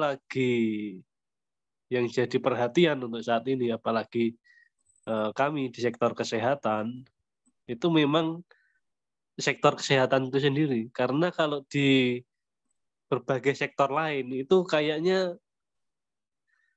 tidak terlalu berpengaruh ya. Misalnya teori konspirasi, sains lain seperti FE, Flat Earth, GE. Nah, itu kan perdebatan-perdebatan yang tidak terlalu berpengaruh kepada kesehatan dan keselamatan lah secara langsung. Nah, untuk saat ini masif sekali, apalagi di kelompok-kelompok Islam, terjadi ya seperti yang disampaikan Ustadz Hanif tadi, antara sains itu benar-benar dibenturkan dengan agama. Dan yang jadi motor penggerak dari pemahaman-pemahaman seperti itu adalah banyak dari kalangan ustadz-ustadz yang berada di lembaga pendidikan. Otomatis mempengaruhi kebijakan sekolah sampai ke murid-muridnya sampai ke orang tuanya. Ini menyebar, menurut saya ini meresahkan, Ustaz. Nah, ini memang harus perlu peran kerjasama dengan pemerintah sepertinya ini. Kalau saya menilai menilai lembaga pendidikan tersebut untuk anak-anak kita itu gampangannya ya, kalau secara umum ya, kalau dari medis kan bisa tahu banyak, kalau secara umum nih dari sudut pandang awam itu vaksin dah satu dulu vaksin. Nah, banyak yang beredar di kalangan masyarakat bahwa vaksin itu apa? Depopulasi, ya, dipasang chip, wah nanti kita dikendalikan. Padahal ketika kita melihat statistik itu sudah hampir 90% rakyat Indonesia itu divaksin. Artinya sudah sekitar 200 juta jiwa lebih. Nah, buktinya 2 tahun ini nggak ada masalah. Saya udah 3 kali, 4 kali nggak masalah. Artinya dan mereka nggak ada rasa-rasa penyesalan itu. Kira-kira di otaknya itu ada apa ya tadi? Maksudnya mereka 2 tahun nih propaganda dari 2019, vaksin begini-begini menyebabkan begini. Nah, setelah ini 2 tahun selesai lebih tidak terbukti. Nggak ada ralat kayak ganti topik lagi gitu loh, Tan. Iya. Apa gangguan jiwa apa gimana ya? Tapi ini menyasar ke kelompok Islam gitu loh. Menyasar kelompok masyarakat yang memang literasinya rendah. Di Israel 100% vaksin ya, Pak. 100% vaksin Israel itu. Wah, ini kacau ini. Jadi ini pelan tapi mematikan. kalau di rumah sakit, mohon maaf ya, ini mungkin ada nggak pasien atau keluarga pasien yang datang itu punya persepsi negatif gitu ya, ketika berhadapan dengan perawat atau dokter terkait medis gitu. Itu apa mulai banyak? Atau kalau di rumah sakit itu rata-rata kondisinya sudah berat, gitu ya. sudah Terlambat. menengah sampai berat. Nah, jadi banyak yang sadarnya tuh di sana. Ya. Ketika sudah saturasinya turun, sudah terpasang oksigen tingkat tinggi, nah itu baru mereka mengeluh kepada kita sadar gitu. Seandainya tidak terpengaruh ini, seandainya saya lebih percaya ini lah gitu. Jadi ketika di rumah sakit itu baru banyak yang sadar. Tapi kalau saya sehat itu kayak pendekar. Iya. Oke. Terima kasih. Ini apa namanya tanggapan dari Pak Ragil ya. Dan tadi ya salah satu parameter ya, kalau ada sekolah Islam kok anti vaksin atau melarang muridnya divaksin, itu emang sudah alarm gitu ya. Ada apa gitu ya? Ada apa kan? Tidak vaksin itu tidak apa-apa. Ya.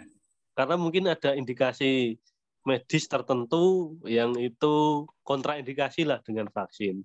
Tetapi yang jadi masalah adalah ketika mengkampen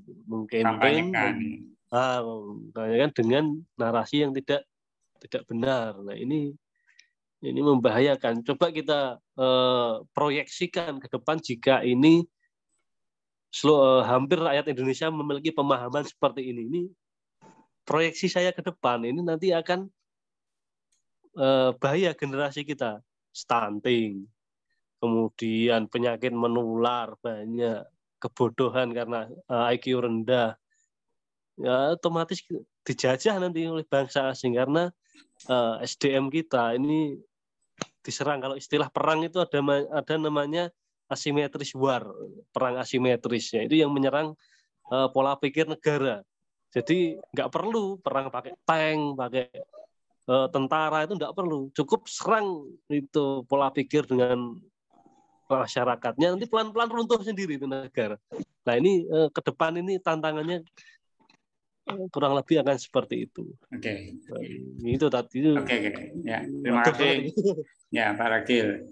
Jadi kenapa kita malam hari itu mendiskusikan tentang sekolah Islam ya? Karena salah satu pertimbangannya pendidikan itu bisa menjadi jalur kemajuan satu bangsa atau bisa jalur kemundurannya. Bayangkan kalau sekolah-sekolah Islam ini kemudian mulai mematatangkan agama dan sains ya, dan dampaknya itu akan 10 tahun yang akan datang ya, kita tidak lagi bisa jangan mempertahankan situasi sekarang, justru akan semakin mengalami kemunduran.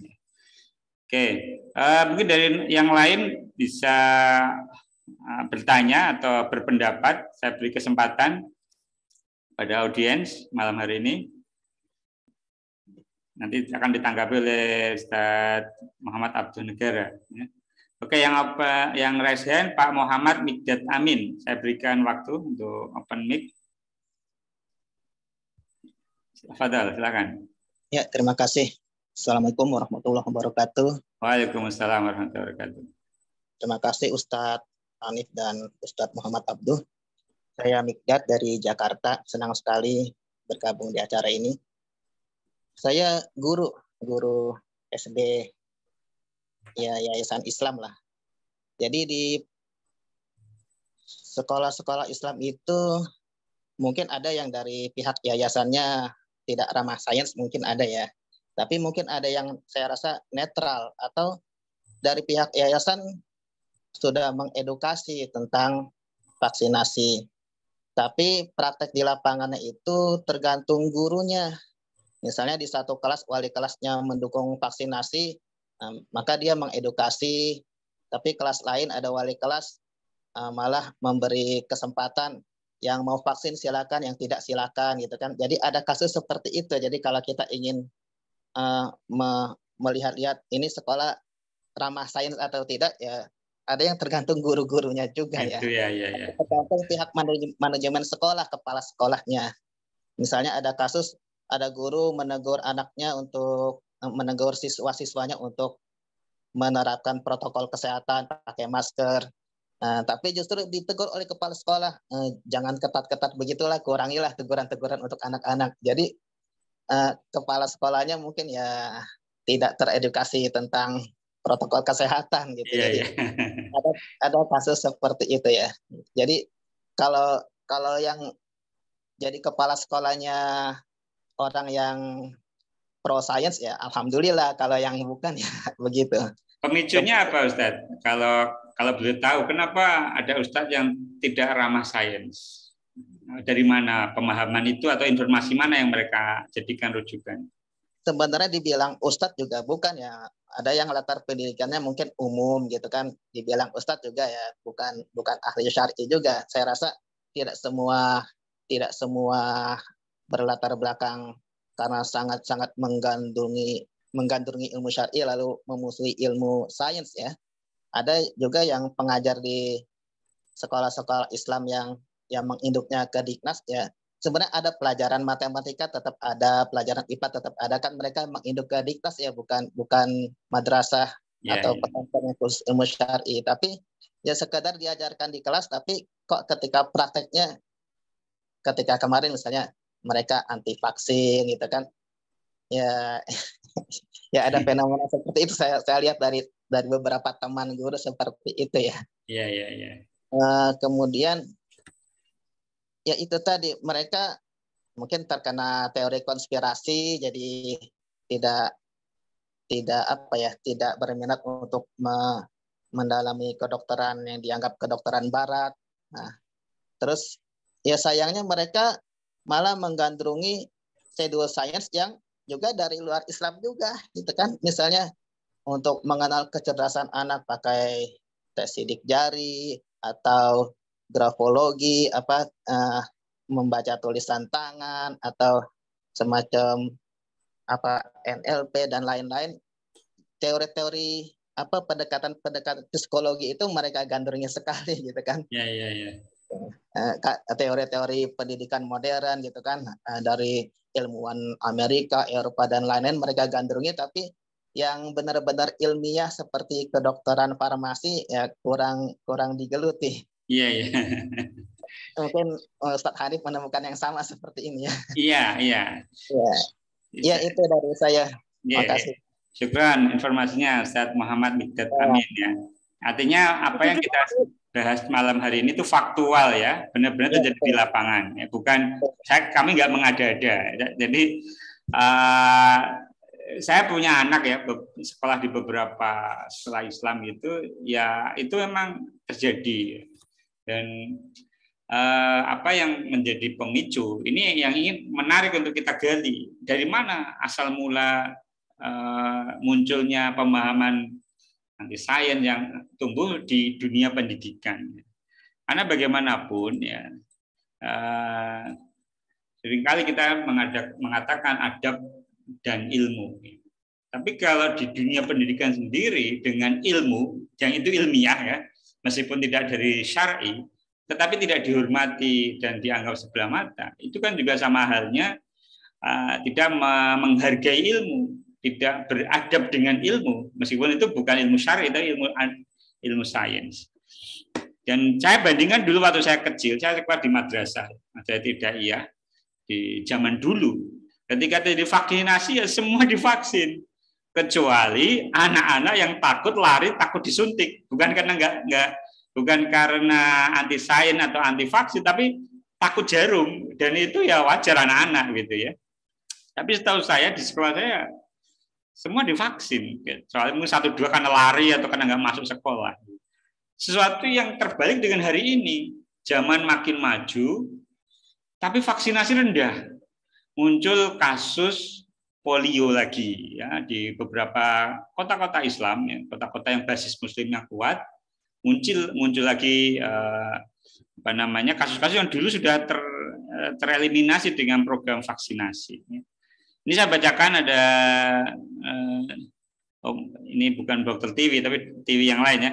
Mohon tanggapannya Ustadz dari Bu Tiwi ini ya. Ada sekolah yang berlandaskan logika berpikir ilmiah, namun ternyata sebagian besar guru dan juga wali murid di sekolah tersebut anti vaksin dilihat dari capaian program vaksinasi dari pemerintah yang rendah, hampir separuh menolak, dan juga cenderung anti medis karena seringkali memberikan rekomendasi pengobatan herbal daripada pengobatan medis. Selain itu, syarat sertifikasi vaksin untuk anak-anak masyarakat juga belum berlaku di setiap sekolah.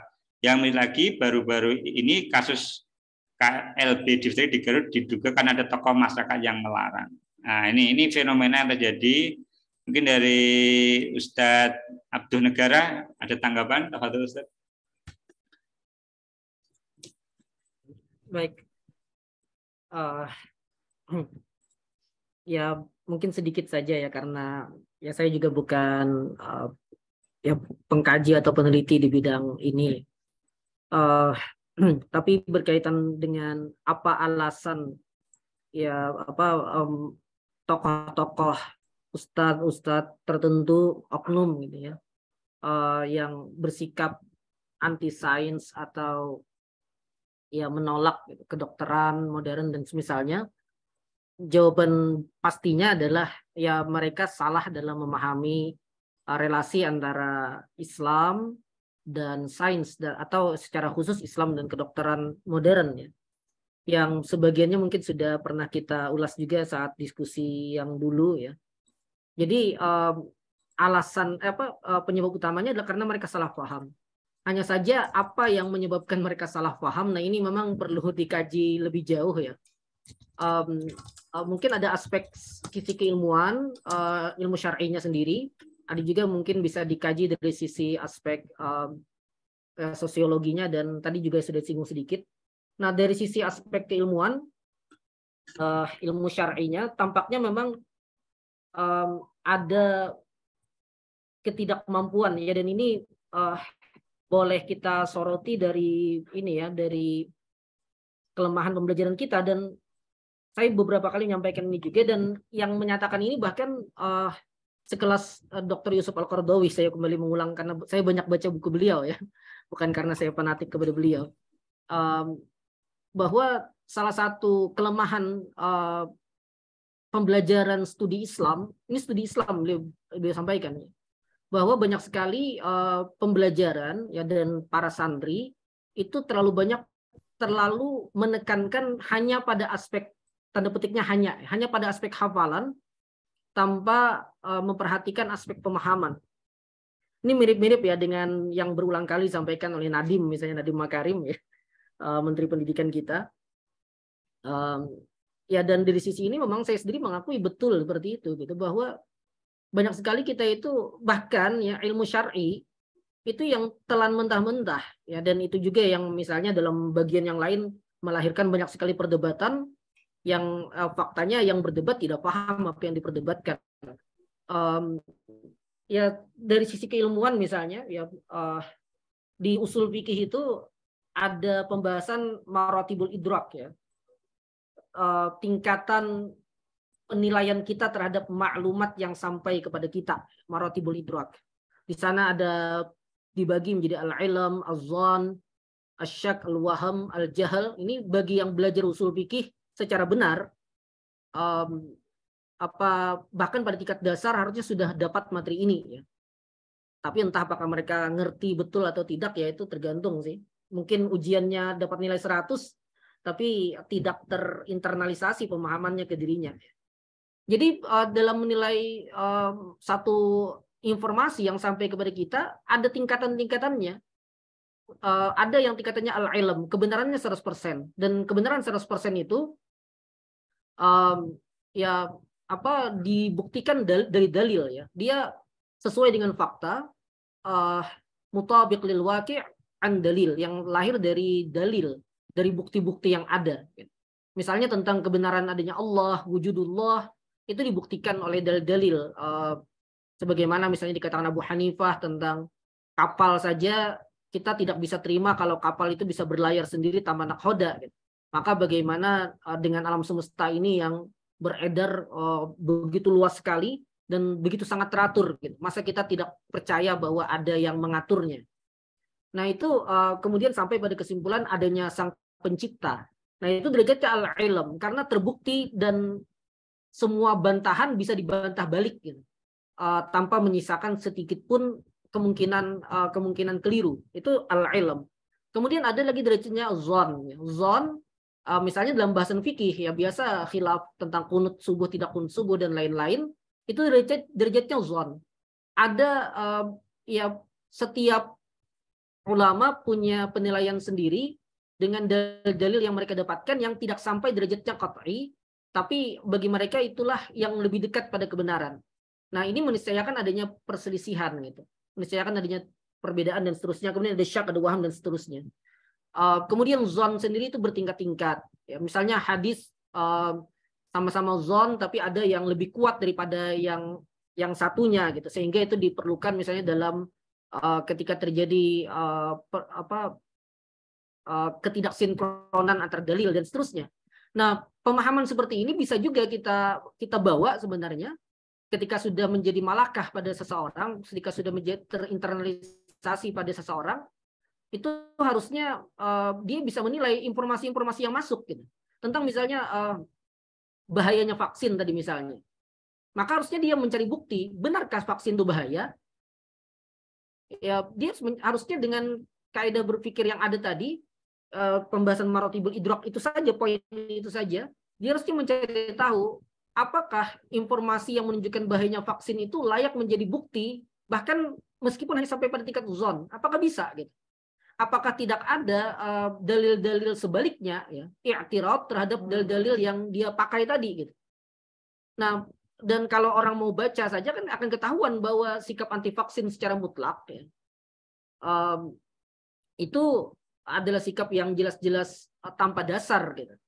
Kalau ada yang kritis terhadap vaksin dari sisi tertentu itu masih bisa diterima, misalnya tentang bahan segala macam ya. Tapi kalau ada yang anti vaksin secara keseluruhan dalam arti vaksin ini berbahaya apalagi sampai membunuh umat Islam, itu kan terlalu jauh gitu ya. Tidak ada bukti-bukti yang bisa dipakai bahkan untuk sampai pada tingkat zon. Nah, seandainya dia pakai keilmuannya di sisi itu, ya ini bagi yang ustadz yang pernah belajar usul fikih misalnya, tentu tidak akan sampai pada kesimpulan seperti tadi itu. Gitu. Artinya apa? Artinya dia meninggalkan keilmuannya. Dia meninggalkan keilmuannya, kalaupun dia pernah belajar, atau yang ada itu pernah dia pelajari tapi dia lupakan mungkin. Nah, itu satu sisi ya dari sisi keilmuan. Adapun dari aspek yang lain mungkin bisa banyak. Saya teringat sedikit belasan tahun yang lalu ada seorang aktivis dakwah, ustadz ya, cukup terkenal. Kalau saya sebut nama mungkin banyak yang kenal. Beliau sudah wafat ya. Dulu beliau pernah mengadakan acara di Banjarmasin belasan tahun yang lalu. Beliau pernah mengatakan tahun depan, kata beliau, tahun depan atau tahun itu ya saya agak lupa ya. Antara dua ataupun kalau tidak tahun depan atau tahun itu, Imam Mahdi akan keluar. Itu belasan tahun yang lalu ya. Ini bukan yang baru-baru. Ini belasan tahun yang lalu. Imam Mahdi akan keluar dan akan dibaiat. Nah, dan ternyata bertahun-tahun kemudian tidak ada. Ya. Ketika ada yang mengonfirmasi di tempat lain karena beliau orang Jakarta, ketika dia mengonfirmasi beliau, ya beliau katakan, oh berarti bukan tahun itu, berarti tahun depannya lagi gitu. Jawaban beliau seenak itu gitu jawabannya. Ketika pernyataannya tidak terbukti, ya dijawab lagi, ya berarti tahun depannya lagi. Bukan minta maaf, bukan mengaku salah, tapi ya berarti tahun depannya lagi. Dan sampai beliau wafat pun ternyata Imam Mahdi yang dimaksud ya belum keluar gitu, belum ada. Nah, ini jadi hal yang menarik ya. Karena apa? Karena kita kalaupun kita karena sifat kiber kita ya, sifat sombong yang ada pada kita malu mengakui kesalahan, tapi minimal rasa malu itu terasa gitu. Minimal kita mungkin akan berhenti membicarakan itu gitu. Karena saya salah gitu misalnya. Atau kalau dia baik qalbnya ya tidak ada penyakit hati, dia akan mengakui kesalahan. Tapi minimal sekali mungkin dia akan malu untuk bahas itu. Tapi ya ustadz yang bersangkutan dan beberapa nama yang lain tetap saja tiap tahun menyampaikan hal yang sama meskipun prediksinya berulang kali salah. Berulang kali salah tapi tinggal dikoreksi, oh berarti tahun depannya lagi dan seterusnya. Nah, ini jadi masalah sebenarnya. Karena pernyataan-pernyataan mereka itu tanpa bukti, secara dalil syar'i tidak ada. Karena dalil-dalil yang ada hanya menyebutkan gambaran umum, tidak menyebutkan tahun. Gitu.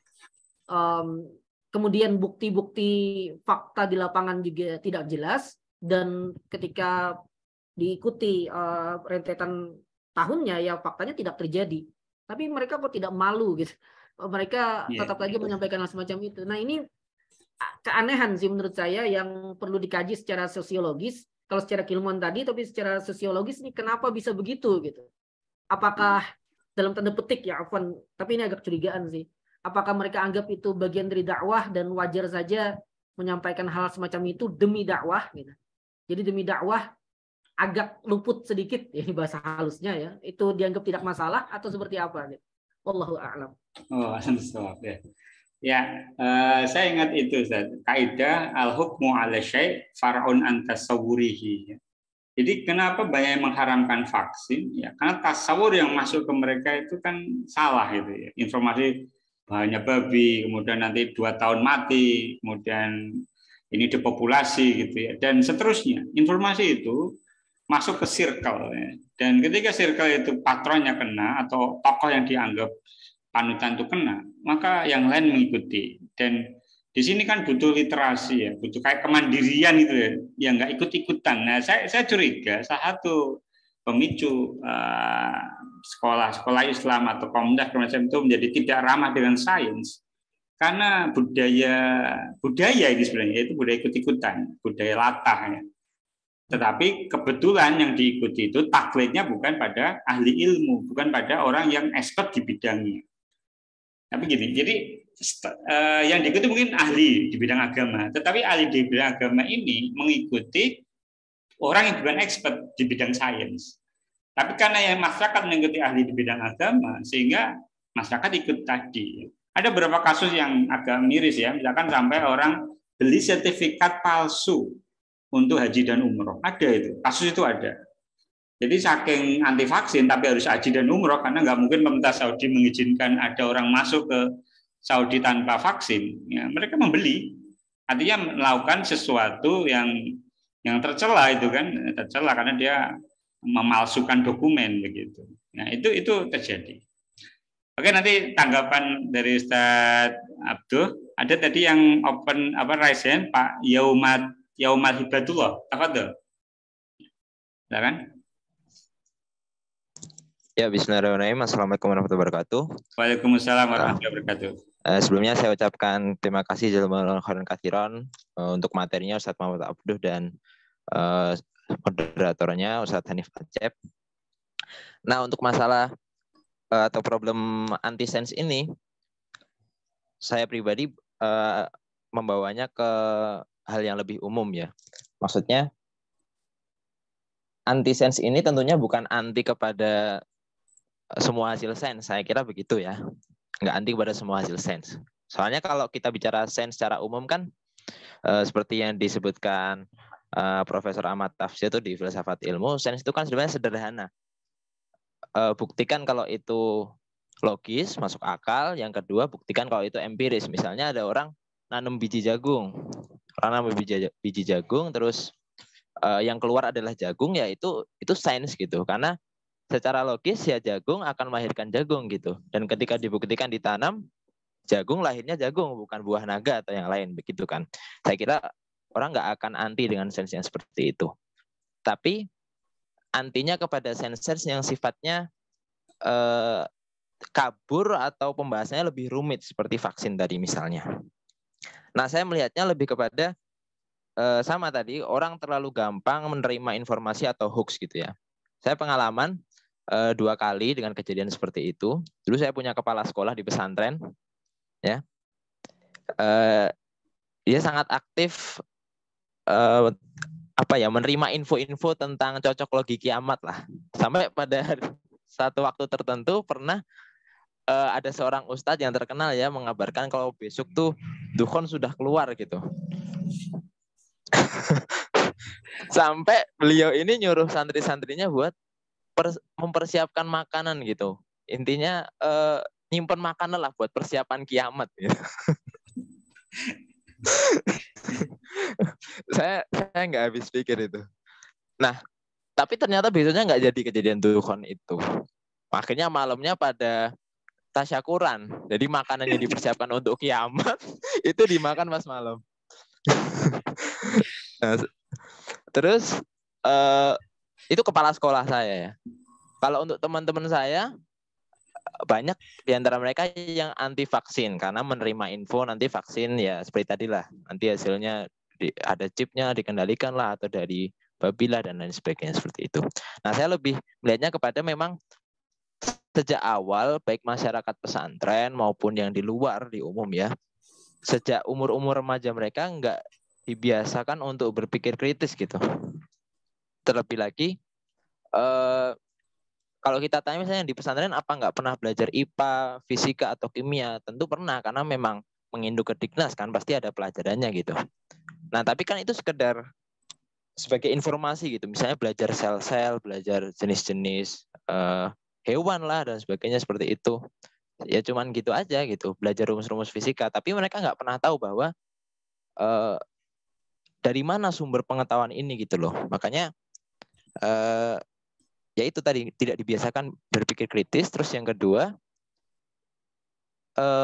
nggak punya pemikiran filsafat ilmu gitu. Kalau di beberapa negara maju kan seperti di Perancis, filsafat itu kan udah diajarkan di bangku SMA ya. Nah kalau bagi saya pribadi sepertinya penting gitu. Terlebih lagi pesantren tuh memasukkan kurikulum filsafat mungkin ya.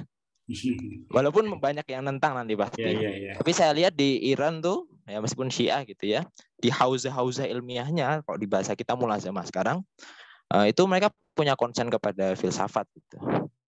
Itu aja mungkin ada tanggapan dari Ustadz mengenai ya memasukkan filsafat dalam kurikulum agama, apakah penting gitu ya? Ya. Oke, jazakallahu khairan Pak Yaumal Hibatullah, ini beliau alumni pesantren dan cerita bagaimana yang kita diskusikan malam hari ini benar terjadi di lingkungan pesantren. Ya saya setuju ya, maksudnya kalau kita ini berpikir kritis itu agak lemah di bangsa Indonesia secara umum ya, di masyarakat kita secara umum itu berpikir kritis, berpikir mandiri atau menelaah lah ya. Tidak ikut arus itu sesuatu yang tidak lazim gitu. Orang ya percaya aja lah gitu, yang ngomong ustadz ya, atau yang ngomong orang yang kita hormati, masa kita nggak hargai gitu. Nah ini tadi diusulkan oleh Pak Yaumal ya, bagaimana filsafat ilmu ya, karena kita juga baca bahwa Imam Al-Ghazali juga kita kenal dengan seorang teolog ya, seorang yang ahli ilmu kalam juga, dan Ibnu Taimiyah, ulama-ulama kita itu nggak yang antipati dengan diskursus itu ya, diskursus tentang filsafat ilmu. Tetapi anehnya sampai ada yang mengharamkan mutlak 100% gitu ya. Wah jangan, itu nanti sesat begitu. Padahal pondasi berpikir ilmiah itu ya tadi yang disampaikan Ustadz Abdul. Nanti mohon tanggapannya Ustadz terkait wacana tadi memasukkan kurikulum filsafat ilmu. Tafadhol Ustadz. Oh baik, Masya Allah, luar biasa. Ada contoh dukun juga dari yang terbaru kayak gitu. Ada contohnya Imam Mahdi. Ya begitulah. Itu nanti mungkin Ustadz Hanif juga bisa memfasilitasi, mungkin ada kajian secara sosiologi atau yang semisalnya ya, membahas mengapa itu bisa terjadi gitu. Nah terkait dengan ya sebenarnya di bidang atau di kalangan ilmuwan muslim ya, masyhur sekali dalam tanda petik permusuhan antara mutakallimun dengan falasifah. Jadi mutakallimun dengan falasifah itu di dunia Islam itu adu debatnya keras sekali ya. Misalnya debat tapi beda zaman antara Al-Ghazali dengan Ibnu Rushd misalnya. Al-Ghazali mewakili mutakallimun, Ibnu Rushd ada Al-Farabi juga dan seterusnya itu mewakili falasifah.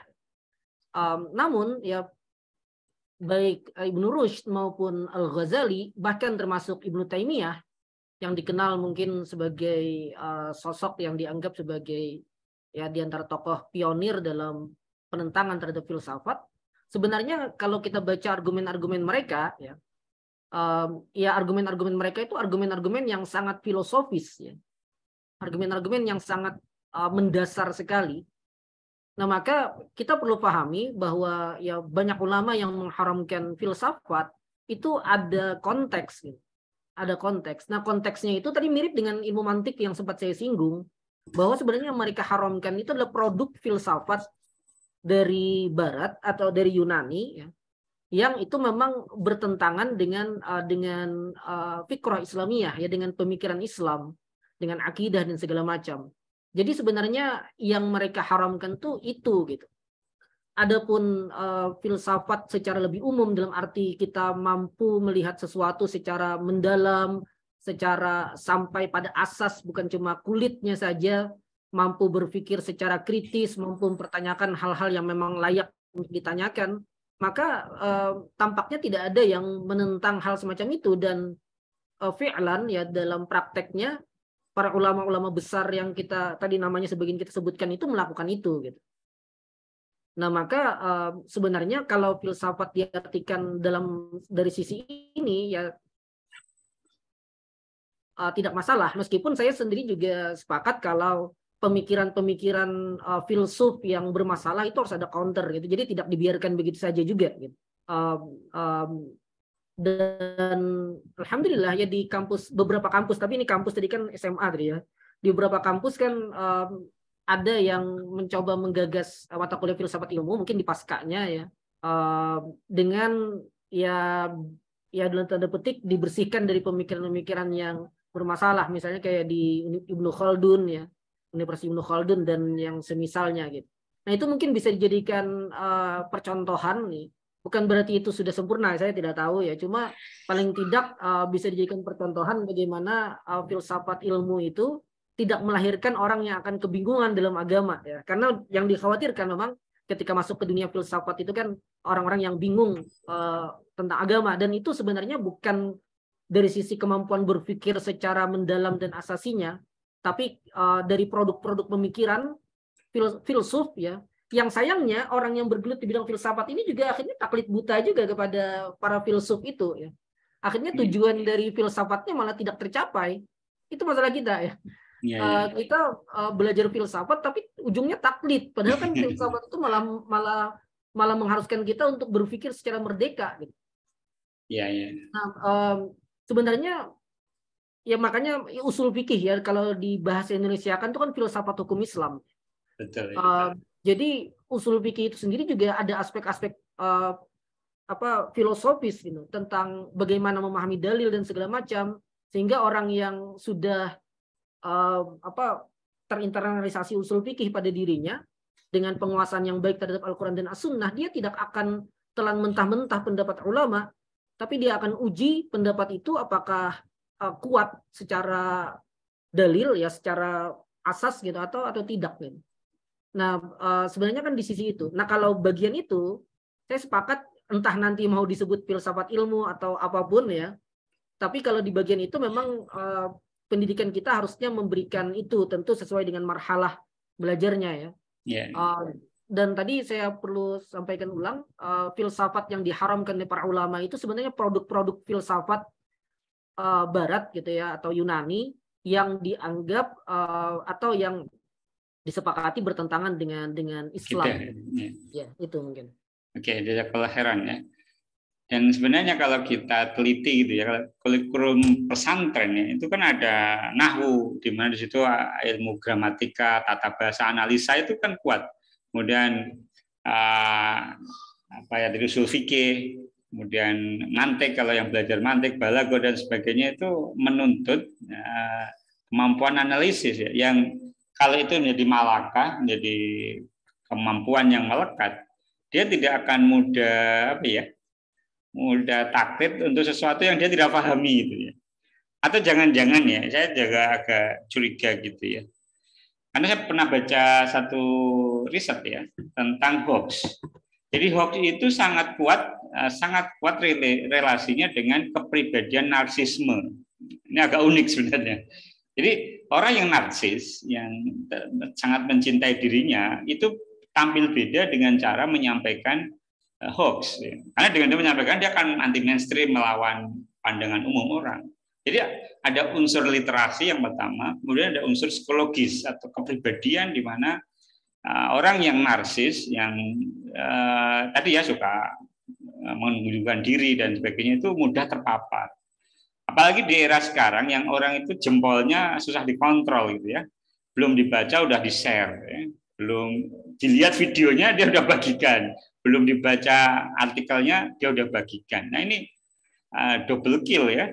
Hoax, religius, dan teknologi. IT itu di kecepatan informasi dibarengi semangat religius tetapi dengan literasi yang rendah dan kurang analisis ya.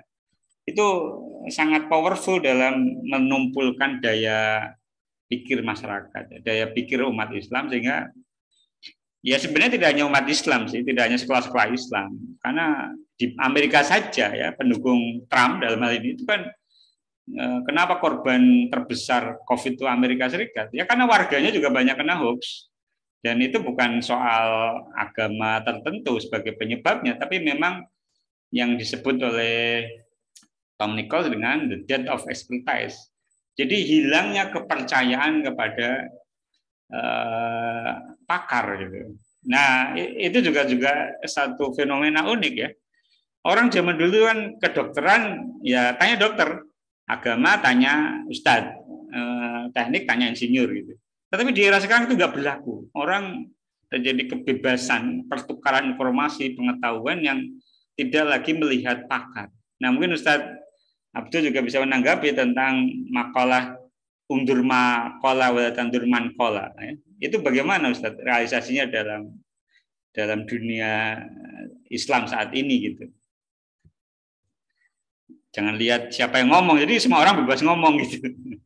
Gimana Ustadz? Iya. Ya makalah itu kan bisa difahami dari beberapa sisi ya. Pertama dari sisi sama-sama pakar, maka kita tidak melihat siapa yang mengatakan, tapi lihat lihat apa yang dia sampaikan, yang mendekati kebenaran maka itu yang kita ambil. Tapi itu berarti berkaitan dengan kepakaran, atau dia berupa perkataan-perkataan yang sifatnya wisdom, gitu, kebijaksanaan secara umum, ya, hikmah yang memang bisa didapatkan dari manapun. Bahkan ada ya riwayat misalnya Imam Abu Hanifah dinasihati oleh anak kecil misalnya. Nah itu bisa diterima perkataan unzur maqala wala tanzur man qala. Tapi kalau berkaitan dengan kepakaran tertentu kemudian kita tinggalkan pakar dan mengikuti perkataan sembarangan orang, ini jelas pemahaman yang salah. Bahkan ulama salaf pernah mengatakan tidak halal bagi seseorang misalnya berbicara tentang kitabullah bagi yang tidak memahami misalnya nasikh mansukh atau yang tidak memahami lisanul Arab. Jadi tidak halal, haram, berarti tidak boleh seseorang berbicara tentang kitabullah, tentang agama bagi orang yang tidak paham nasikh mansukh, karena itu berkaitan dengan ahkam ya. Bisa jadi saja orang salah memutuskan hukum sesuatu karena dia berdalil dengan dalil yang sudah mansukh misalnya, yang sudah dihapus hukumnya, atau tidak paham bahasa Arab ya. Bagaimana bisa Al-Quran dan As-Sunnah itu berbahasa Arab, dan untuk bisa menyimpulkan hukum darinya maka seseorang harus sangat menguasai bahasa Arab. Nah atau ya hal-hal yang lainnya, dan secara umum lah gitu. Kayaknya akalnya orang awam juga bisa memahami bahwa perkataan pakar itu lebih layak untuk diikuti. Ya sederhana sekali misalnya, sangat sederhana misalnya kita kemogokan nih, atau kita motor atau mobil kita misalnya sedang ada masalah nih. Kemudian datang 2 orang mau membantu memperbaiki. Satu kita kenal betul dia tuh tidak ngerti sama sekali tentang mesin motor gitu. Satunya kita kenal betul dia mengerti. Nah, semua orang akan mempersilahkan orang kedua yang mengerti itu untuk membantu memperbaiki motornya. Ini kan logika umum sekali ya, konsep umum sekali yang bisa dipahami, diterima oleh kita semua. Hanya saja dalam bidang-bidang yang lebih jauh ya, kedokteran, agama dan segala macam, ternyata hal-hal yang sebenarnya umum semacam ini kemudian ditinggalkan. Jadi ya apa yang terjadi mungkin sebagaimana dikatakan Ustaz Hanif Acep tadi, mungkin ada keinginan untuk berbeda, entah entah apa gitu yang menyebabkan mereka bersikap semacam itu ya.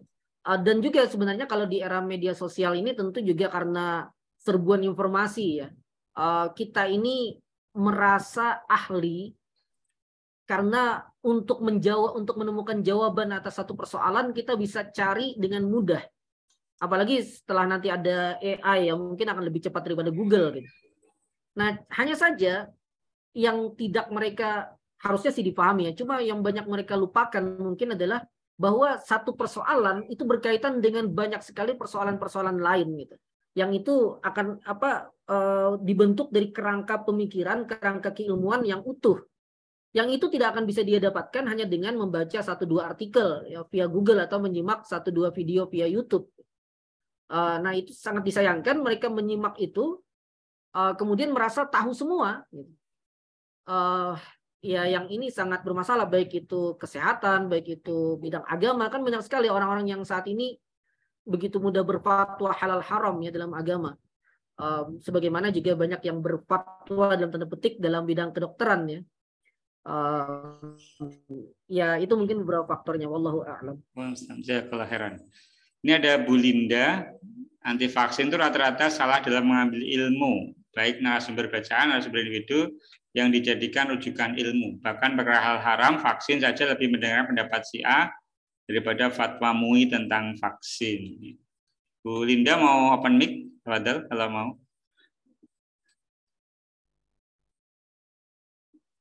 Terus dari audiens kita akhiri jam 10 ya, 10 menit lagi lah kita akan selesaikan diskusi kita. Kalau dari audiens ada yang mau open mic, saya persilakan.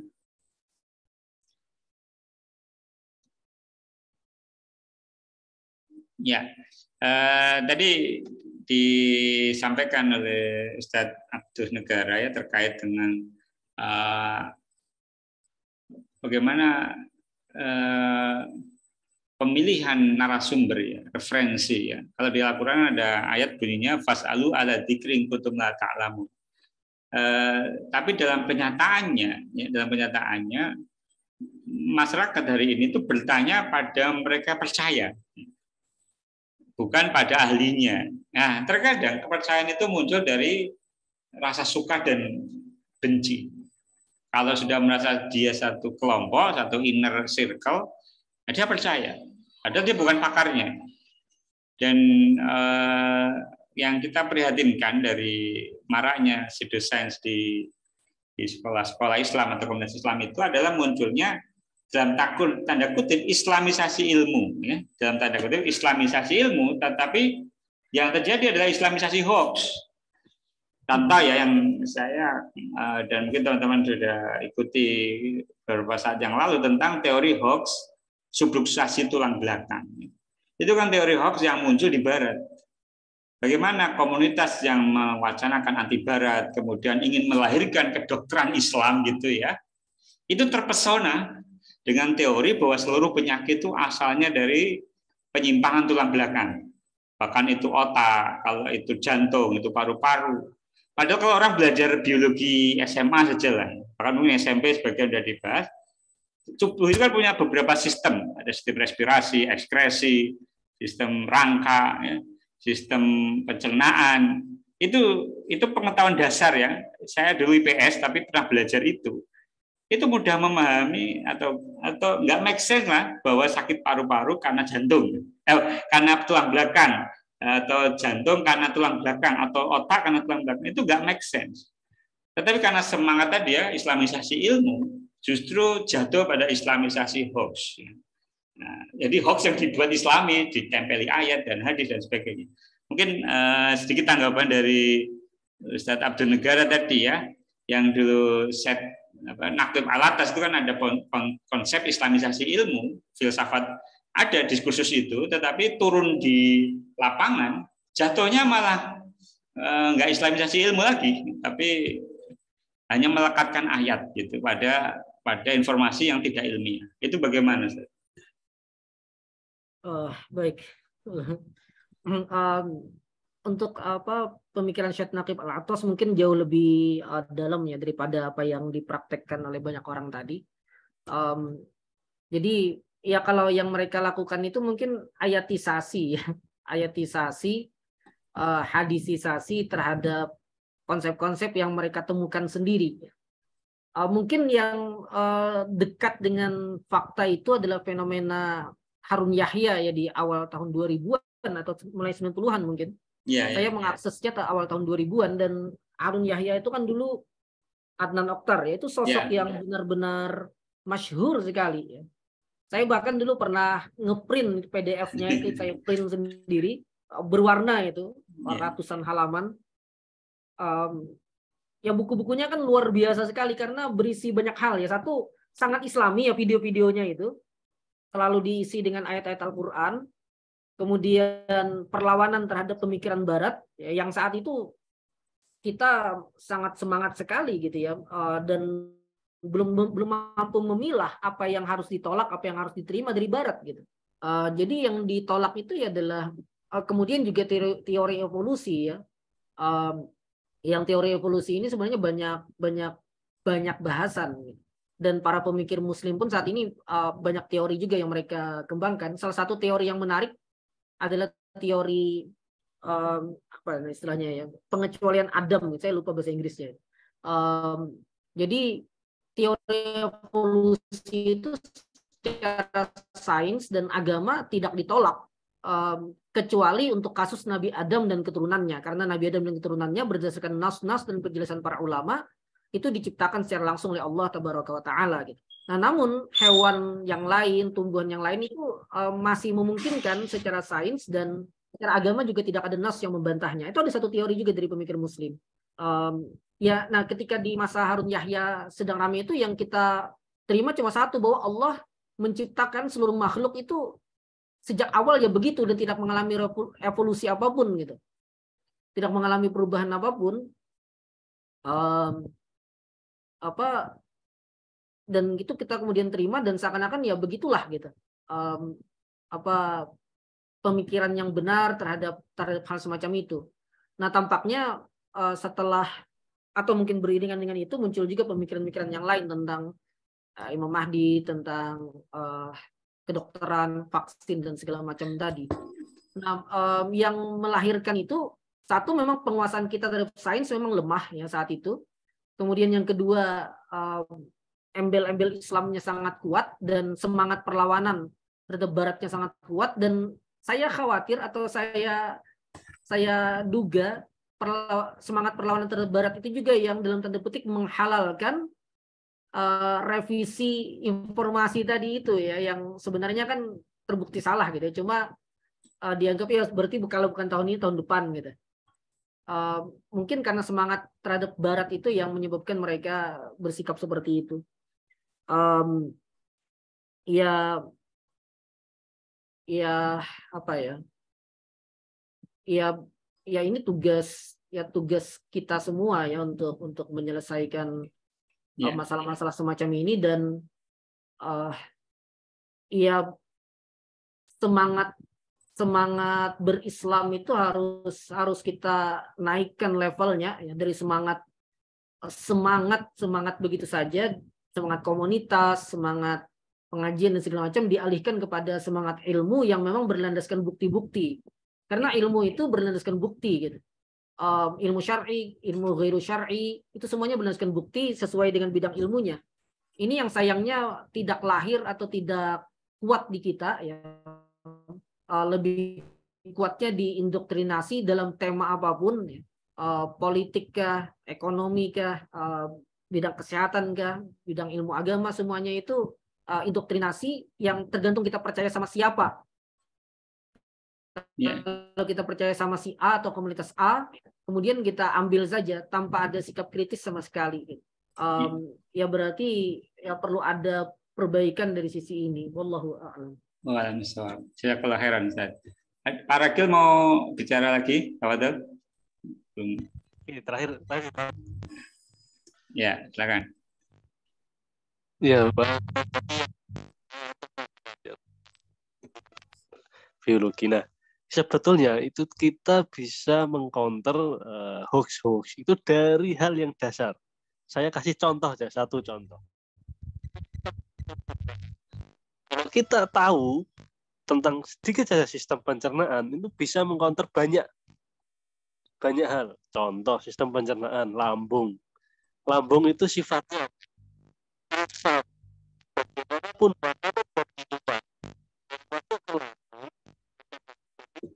asam, mana asamnya tinggi. Nah, ini bisa mengcounter untuk produk-produk, tahu sendirilah yang itu apa, air alkali, asam basa. Ngapain pakai basa? Otomatis kita minum itu udah jadi asam itu di lambung. Kemudian air oksigen itu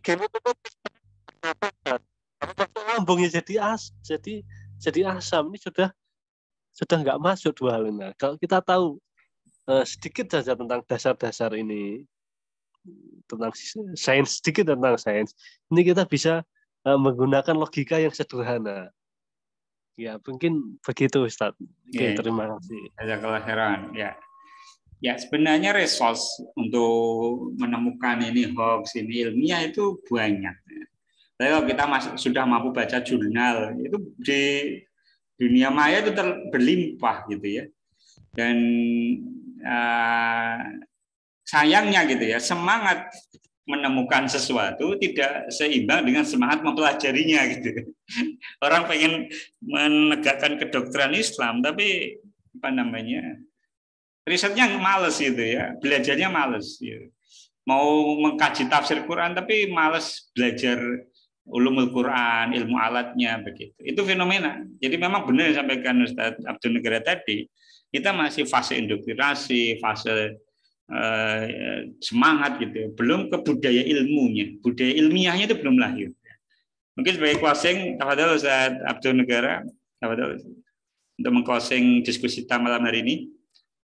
Baik, tapi mungkin nanti diakhiri lagi oleh Ustaz Hanif Acep ya. Baik, ya tadi saya tertarik mungkin menjadikan closing pernyataan satu penanggap tadi tentang filsafat ilmu tadi ya, bahwa ya memang apapun namanya ya, kalau kita agak anti dengan istilah filsafat ya ganti aja namanya, kan itu cuma nama gitu. Atau apapun itu ya, atau tetap dengan nama itu dengan penjelasan yang benar. Tapi memang tampaknya umat Islam, kalaupun tidak bisa langsung semua karena mungkin perlu penahapan, minimal dai-dainya ini bisa diajak untuk mulai belajar secara mendalam ya, terhadap setiap isu yang akan mereka lontarkan. Jadi tidak lagi dibiasakan untuk menerima indoktrinasi begitu saja, kemudian ketika itu disampaikan di komunitasnya kemudian telan mentah-mentah tanpa dicerna dulu, tanpa diverifikasi dulu, yang sebenarnya alat verifikasi saat ini sudah sangat mudah diakses. Mudah-mudahan kita dan mereka ya semuanya para dai bisa membentuk budaya baru ini, budaya ilmu, budaya berpikir secara mendalam, budaya kritis, sehingga hoax, berbagai pseudosains, berbagai pemikiran-pemikiran yang sebenarnya bermasalah bahkan dari sisi syariat ini bisa berkurang ya. Mudah-mudahan ini bisa dimulai di kalangan dai dan mungkin di komunitas-komunitas tertentu yang menyimak pertemuan ini atau membaca mungkin tulisan-tulisan Ustaz Hanif Acep, memulai di komunitas mereka ya, penyelenggara lembaga pendidikan, sekolah, kepala sekolahnya atau ketua yayasannya mungkin bisa mengumpulkan guru-gurunya untuk bisa menyampaikan hal ini, mengajak mereka untuk bisa berpikir secara lebih mendalam, secara lebih mendasar, secara filosofis, menemukan bukti-bukti atas setiap pernyataan, membuktikan kebenaran dari setiap pernyataan yang ada dan seterusnya. Mungkin nanti komunitasnya bisa lebih meluas ya, jaringan sekolah, ormas, pengajian dan segala macam, dan mudah-mudahan apa yang kita khawatirkan saat ini mudah-mudahan kedepannya tidak tambah parah dan mudah-mudahan menjadi kondisi yang lebih baik. Itu mungkin. Oke. Jazakumullah khairan Ustaz Muhammad Abdul Negara dan seluruh pemirsa baik di Zoom ataupun di Facebook malam hari ini. Sebagai closing saya ingin mengutip bahwasanya al ilmu qoblal qauli wal amal. Jadi ini Imam Al-Bukhari ya itu membuat babu al ilmu qoblal qauli wal amal. Bab ilmu itu sebelum qaul wal amal. Wa dalilu qauluhu ta'ala fa'lam annahu la ilaha illallah wastaghfir li dzambik wal mu'minina wal mu'minat wallahu ya'lamu mutaqallabakum wa maswaakum. Kemudian ada ayat juga di Al-Baqarah itu ya. Wallahu ya'lamu antum la ta'lamun. Allah itu yang tahu dan kita itu enggak tahu. Jadi attitude berkata la adri nisful ilm ya. Jadi tidak tahu itu setengah dari ilmu. Saya khawatir budaya kita untuk menjawab semua persoalan itu berbahaya. Apalagi persoalan-persoalan yang kita nggak tahu. Salah satu yang mungkin bisa kita munculkan kalau para ustadz atau dai yang membahas masalah-masalah sains, mungkin dialih dari start situ. Ya. Kalau memang nggak tahu, la adri minal ilm. Kita tidak diberi tanggung jawab untuk menjelaskan apa yang kita nggak tahu. Kemudian ayat yang perlu jadi rujukan adalah fas'alu ahla dzikri in kuntum la ta'lamun. Bertanya pada ahli ilmu, pada orang berilmu jika engkau tidak tahu. Jazakumullah khairan pada seluruh penyimak malam hari ini. Kita akhiri dengan baca hamdalah dan saya mohon maaf sebagai moderator atas kesalahan yang terjadi. Alhamdulillahirabbil alamin subhanaka allahumma bihamdika asyhadu an la ilaha illa anta astaghfiruka wa atubu ilaik. Wassalamualaikum warahmatullahi wabarakatuh.